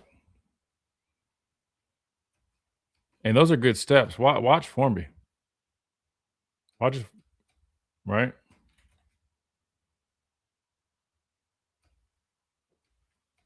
At least in terms of gaining some ground and getting that reach block, sealing off that backside. Right? Because if he doesn't get there, then this guy's penetrating. That's what I'm saying. If you go back and watch when we were struggling, this guy maybe is not, getting to he's not sealing off that backside. He's not quite getting there. So you got penetration there. Even if that guy doesn't make the play, he's disrupting the path of the back. Good reach there. This guy climbs up. Like this, we just have really solid execution on. I'll be honest with you. We didn't see much of this throughout the year. And I don't even know how much of it we saw in this game. I mean, this was, I think, one of the first running plays we saw. Let's see what else we got. Here we go. Here's another one.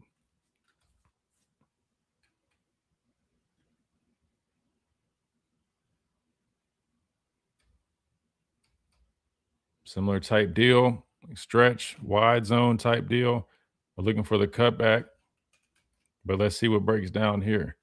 He's got a reach block. Really just kind of blocking his own pretty much. So but you end up reaching.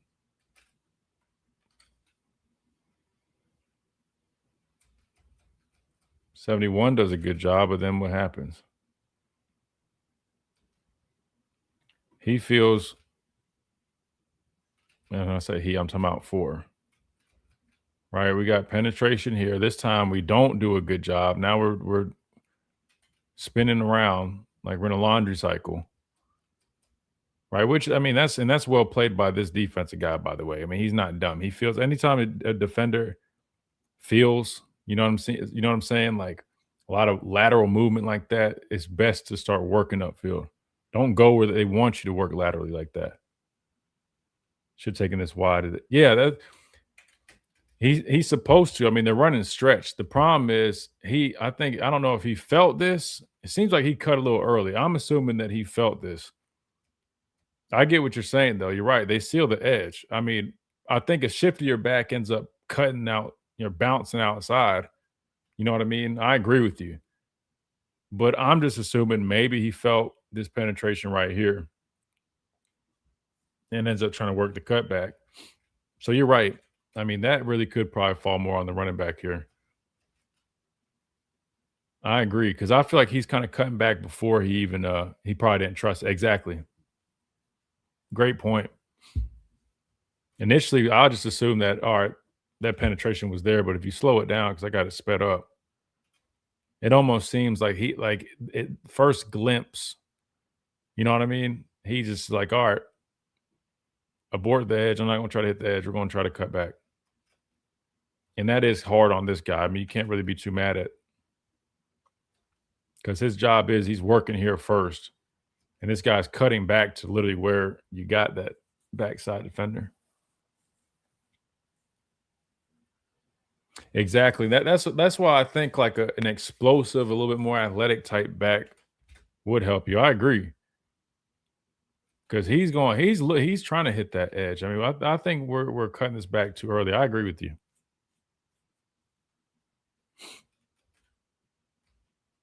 So I'm with Al. I mean, I'll probably put that a little bit more on the running back for sure. But that's why we said initially, I mean, it really, there's not like one reason why the running game struggled. Like sometimes it's failure of execution up front. Sometimes it's the back, right? It's all of it.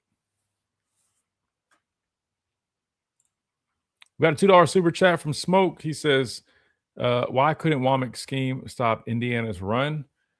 We'll have to watch that side of things. I'll probably do that. We can do that tomorrow if you guys want. I'll be honest, I haven't watched this game in a while, so I don't even remember exactly what was going on. But I do remember we were too soft up front. I feel like they got really good push on our defensive line. They're knocking us off the football. We had a lot of missed tackles. From what I remember, so I'll have to go back and watch. But I don't think that one was so much a scheme thing. I think it was just they were out physicaling us, and they were dominating us on the line of scrimmage. And they had backs that are running hard, running through arm tackles, man. So I don't think it was so much scheme other than really just getting outplayed physically from everything that I remember. All right, we got Kevin Riley in here.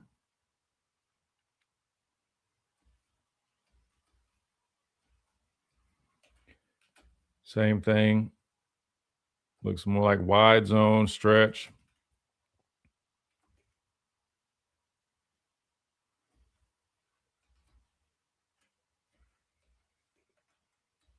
'81's got to do a better job here, right?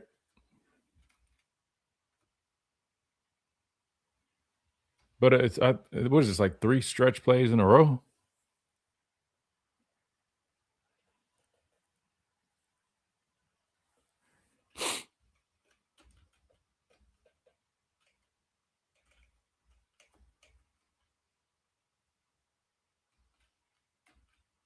And what's interesting is you see the front that they're lined up in defensively too.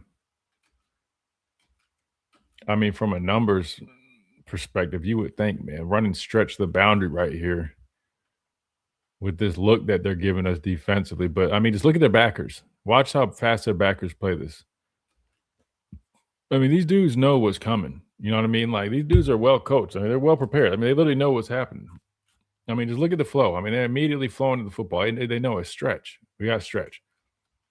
Which, I mean, it's third time we've run it in a row, I think. But tight end gets his ass whooped up top. So they have an immediate edge. So not really any room to work there. So now he's got to look for the cutback. Then you just see, that's why I went to this copy. You can see it better. They're whooping our ass up front. I mean, look at all this. Look at that. I mean, they're playing on our line, and they're playing on our side of the line of scrimmage. Not much back can really do there when, 3 of the 5 offensive linemen are 2 yards in the backfield.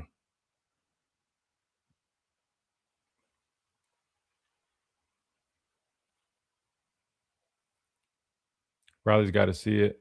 Cloudy to the boundary. One read the cut back quicker. Yeah, I don't even know where he's supposed to cut back to. I mean, unless you're hoping he can see, because from this angle it says one thing. You look at the other. I mean, unless he saw it. It's always hindsight's 2020. I mean, if he's going to try to bounce this all the way back here like ASAP, probably could. But at that point, see, like one more millisecond, this guy, I mean, he's going to trip up over that. That's what I'm saying. I mean, all this knockback, you don't even really have the luxury of trying to wind it all the way back. I mean, just because there's so much traffic in front of you, because we're just getting our asses knocked off the ball. But that's why, but I mean, again, just watch. These guys are instinctual, but I would argue, look at this guy. I mean, he's literally turning it like they immediately know. I mean, these guys watch tape, man. But that's the biggest problem. The biggest problem with this play right now, I mean, without a doubt. I mean, we could point out a number of things. We have 3 guys being knocked 2 yards back. And so when you're running stretching like wide plays, like our guys are working laterally. So like technically they're not going to be expected to have that same power firing off the ball, because the way the blocking scheme is, like, you know, to get what I'm saying? Like, you're working a little bit more on the lateral side of things. But you can't have this though, right? And that's why I said, as a defender, anytime you recognize offensive line is working lateral like that, penetrate. Now, I'm not saying just shoot gaps, but you work, you penetrate, you press. And they did a damn good job right here. This is why, because it clogs up all that stuff. They want you to run lateral with them. These guys are too well coached. They're not going to do that. And they're physical. I mean, they're not going to do that, man. They do a great job. Backers end up flowing in the football, nowhere to go. We'll watch one more.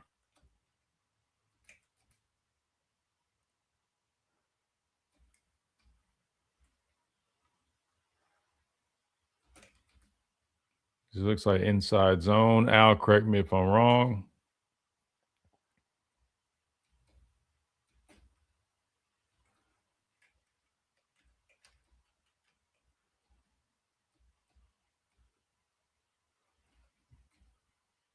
We end up bringing 46 off the edge.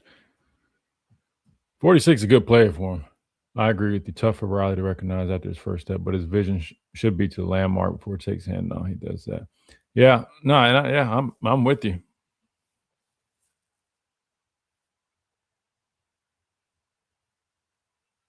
Why is Alabama losing all these starters to the portal? Because of money.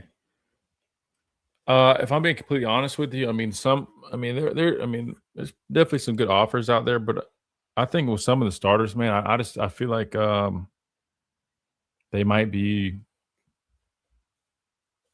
How do I say this? They might be trying to. Maybe there isn't that level of confidence there in terms of development.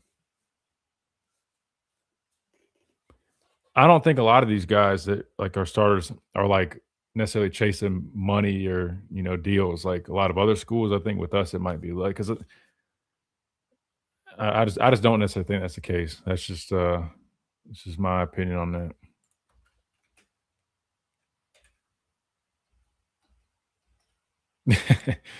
See, Nitty said, "Oh, I'll say it for you." I think there is a little bit of doubt in that regard. If I'm being completely transparent, I didn't say honest. Now I did.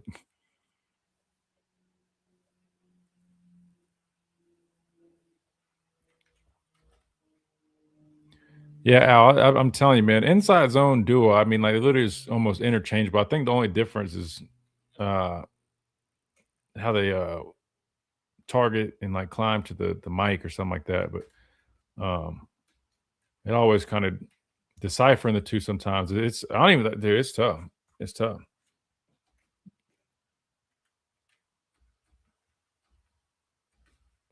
I think it's just inside zone though, because I don't really see them comboing up like that. But anyway, regardless of what they actually are running, from a technique perspective, Look how the linebackers are attacking line of scrimmage. And that's why I always complain about like when we used to mug our backers, because like you can't play like this from a mug position on early downs. Mugging is totally fine on third down and zone. From a passing down situation, mugging and then disguising and popping out like that, I'm cool with that. But when you're doing it on running downs, you're not allowing your backers to really be able to play downhill like this. And their first step is backwards. I just haven't been a big fan of that. They've done it a lot less, but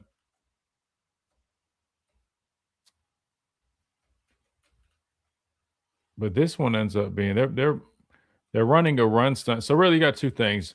They're sending 46 here, right? So he's running down the line. So that's already a problem. So you have no choice. I mean, you have to hit this quick or else, you got this guy flying down the line, which he does. But Indiana does a nice job. They're running a run stunt, which they do a lot of this. And this is what I was talking about when we previewed this game, man. Like up front, and this is tough because you have to defend this. And when you have this guy almost setting a pick and then this guy wrapping, initially what's crazy is it ends up working out okay, right? 8 is here, 96 or 95. He picks 71. And if you look, we're actually in a decent position. Now, the problem comes is, somebody's got to work up. But hear me out. If you look at this picture, let's just look at these guys. I mean, you got 1, 2, there's 3 guys right there too. Somebody probably does need to climb up. But my biggest thing with this app, if you pause it right here, it looks okay in terms of what they're doing. Then watch the next frame. I think Wilkins trying to climb up. But look at the timing of it. You can't, because then the guy that he just came off of makes a play because you got 2 guys right here. So that's an execution issue on the offensive line. And I think what happens is the run stunt kind of screws everything up. But the way it should work is, again, you have 3 guys right here. You should just be comboing up to this backer, but the run stunt messes it up. He's now over here, so he sticks with him. I'm pretty sure he should be here, so then he can climb, and he should just maintain this guy. So 2 things can be true. We definitely, failed to execute right there, but also you got to give Indiana's front some credit because they're in there banging and bumping and not stopping their feet, working through blocks and making tackles. So where do I get the tape from? You got to have access to the coaches stuff. But you can definitely find it if someone shares stuff with you. They're squeezing a great defensive call, yeah. And the D line does a really good job of those little picks and twists, stuff like that. They do a lot of that. Defense was good, but they would be great if we had an offensive complement. Yeah, towards the end of the season, our offense wasn't helping our defense out at all, man. A lot of the guys that transfer came from Saban obviously aren't impressed with this staff. I think part of that is, there could be a little bit. Not impressed, but I think some of them might not have that confidence right now. We just had the worst running game in Alabama history. Crazy enough, I think that actually is a real stat, man. I think that, which is crazy, but you also got to consider we also didn't run it enough either. You know what I mean? So the lack of running the ball also plays a role in that. We definitely did not execute at a very high level whatsoever. Probably would have helped if you committed to it a little bit more, but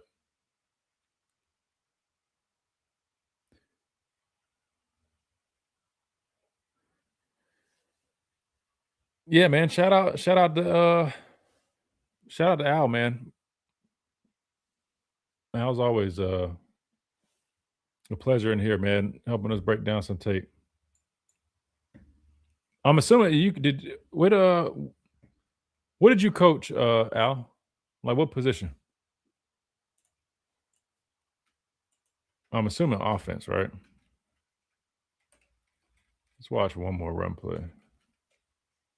We don't even want to waste my time. This is that failed fourth down. I mean, same thing. I mean, you look at, I get it. Blocking scheme, we're working lateral movements, but biggest issue on this one was, we're running this jet sweep out of a wildcat.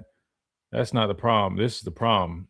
Tight ends, again, I told you, man, not sustaining blocks.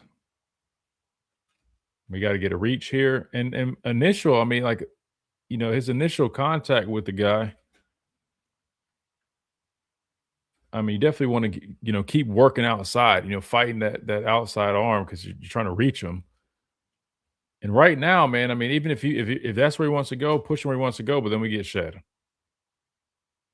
Yeah, offensive. That's what I thought.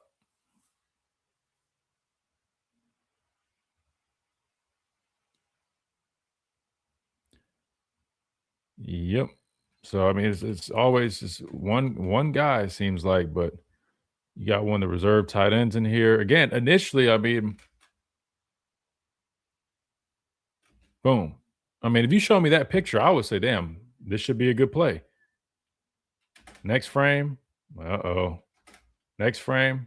And so now, again, we should be reaching right here. We're not getting reach, but like I said, it's not the end of the world. Sometimes they're tied. Again, take him where he wants to go. If you can't get that reach, force him outside, but not like that. You get shed, man. The guy he won the rep. And to me, this was kind of like the start of the rest of for this game. This play and then the fumble by Ty. To me, those are the two biggest turning points, issues in this game.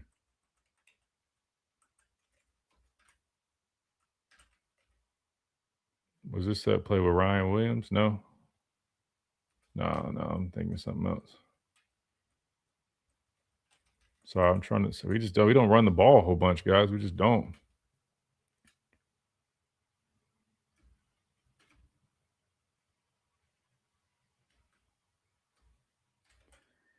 Just got split zone right here,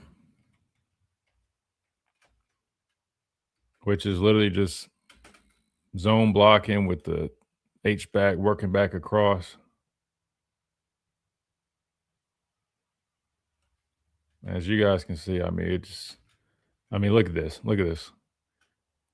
Again, this is tough, but this is part of college football, or football in general, man. Like, there they go, working their game again. They're running. That's what we talked about, those twists and stunts. You heard Coach Saban talk about it on game day. You got to prepare for this. You got to have a plan. Look, he just bullies 71, which again, he doesn't see him. You know what I mean? So it's not like he's just getting his ass whooped head up, but like 95, set the pick, 97, work around, clear it out. That's good football on Indiana's part, man. They're not beating us right here because they're 23 years old. So when everybody says, "Oh, it's because they're 23," that's not because 23. That's a great scheme, man, defensively. And now you just leave 97 wide open.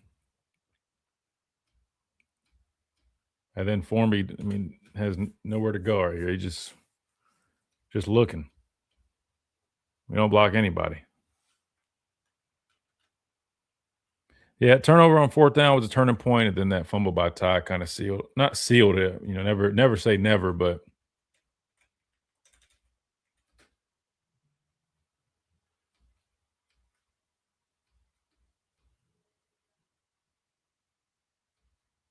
I have to see that. Let me see what's going on down the field.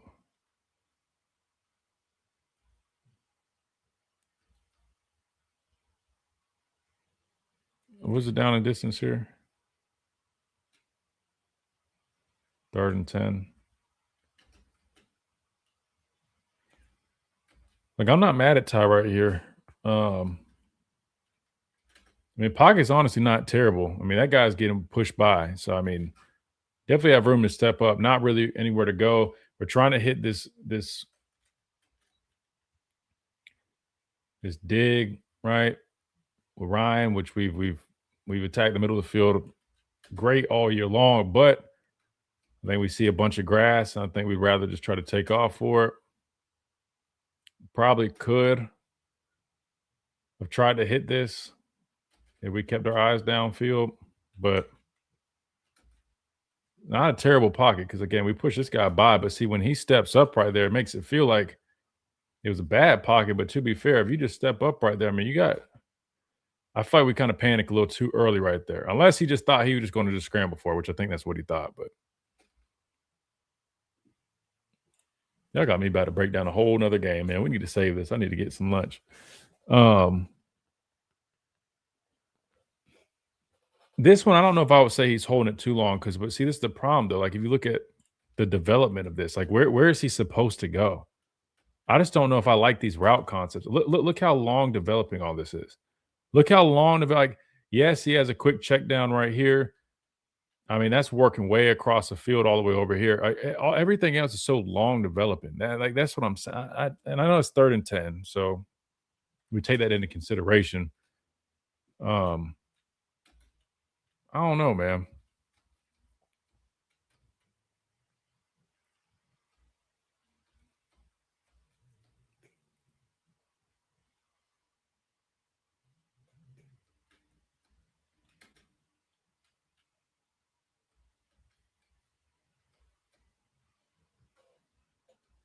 Sorry, on lights in the way. I'm trying to see.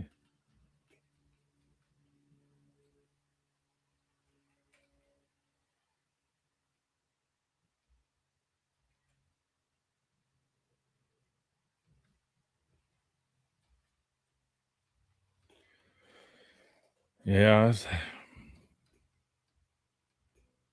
what I mean? Like I feel like he really could have probably just stepped up. He probably could have tried to hit Ryan, but I get it though. I mean, everything's happening quick, and he sees that open grass. I think Ty would have benefited from coming back for sure. I definitely do.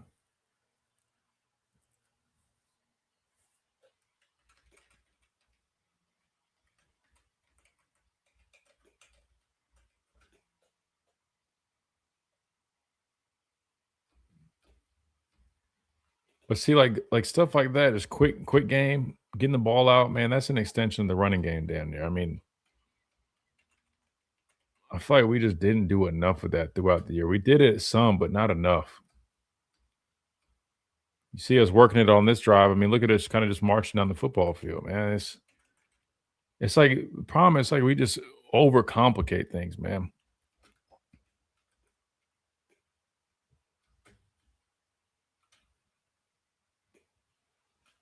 Another zone run. I mean, like that's really about damn near the only run I feel like we've seen from us. Stretch. Same thing, man.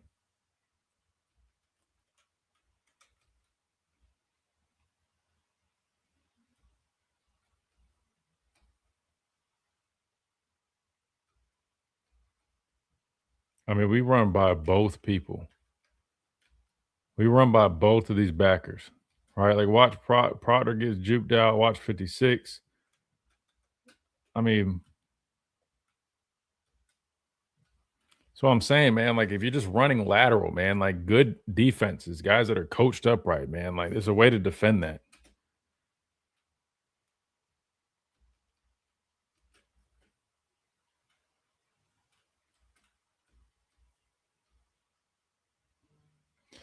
Yeah, I don't know. We'll save this for another day, man, because I can sit here all day and I need to get some lunch.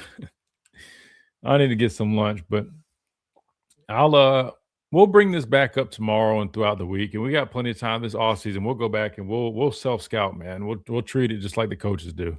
We'll go back and we'll self-scout. We'll talk about what we need to do moving forward and all that fun stuff, man. Trust me, we're gonna grind a bunch of tape and I'll try to get some of my teammates on here too, like Reggie, Slade, all the other guys to join the stream. That way we can watch tape together. And I think that'd be really entertaining for you guys. So want to keep planning on doing all that, keep on growing, keep on doing all that stuff. All we ask you guys, man, just hit that like button, subscribe, all that good stuff. Share it. If you guys got social media, get the word out. That way everybody is put on game. They can come hang out with us too. I know, but I'm talking during lunch, man. I know it's late. It's just late, but it is what it is. Got to do what I got to do, man. Got to keep the people happy, man. So get Ruben on. Yeah, we've had Ruben on a number of times. Ruben was on with us a few months ago, but if you guys want to jump back on here, I can definitely get Ruben on. Ruben came on the stream. Ruben was being Ruben, man. Ruben's so funny. But I can reach out to Ruben. We'll get him back on here. But that said, that'll wrap it up for us today. Appreciate you guys hanging out like always. And we'll do it again tomorrow at 11. And so we'll see you guys then.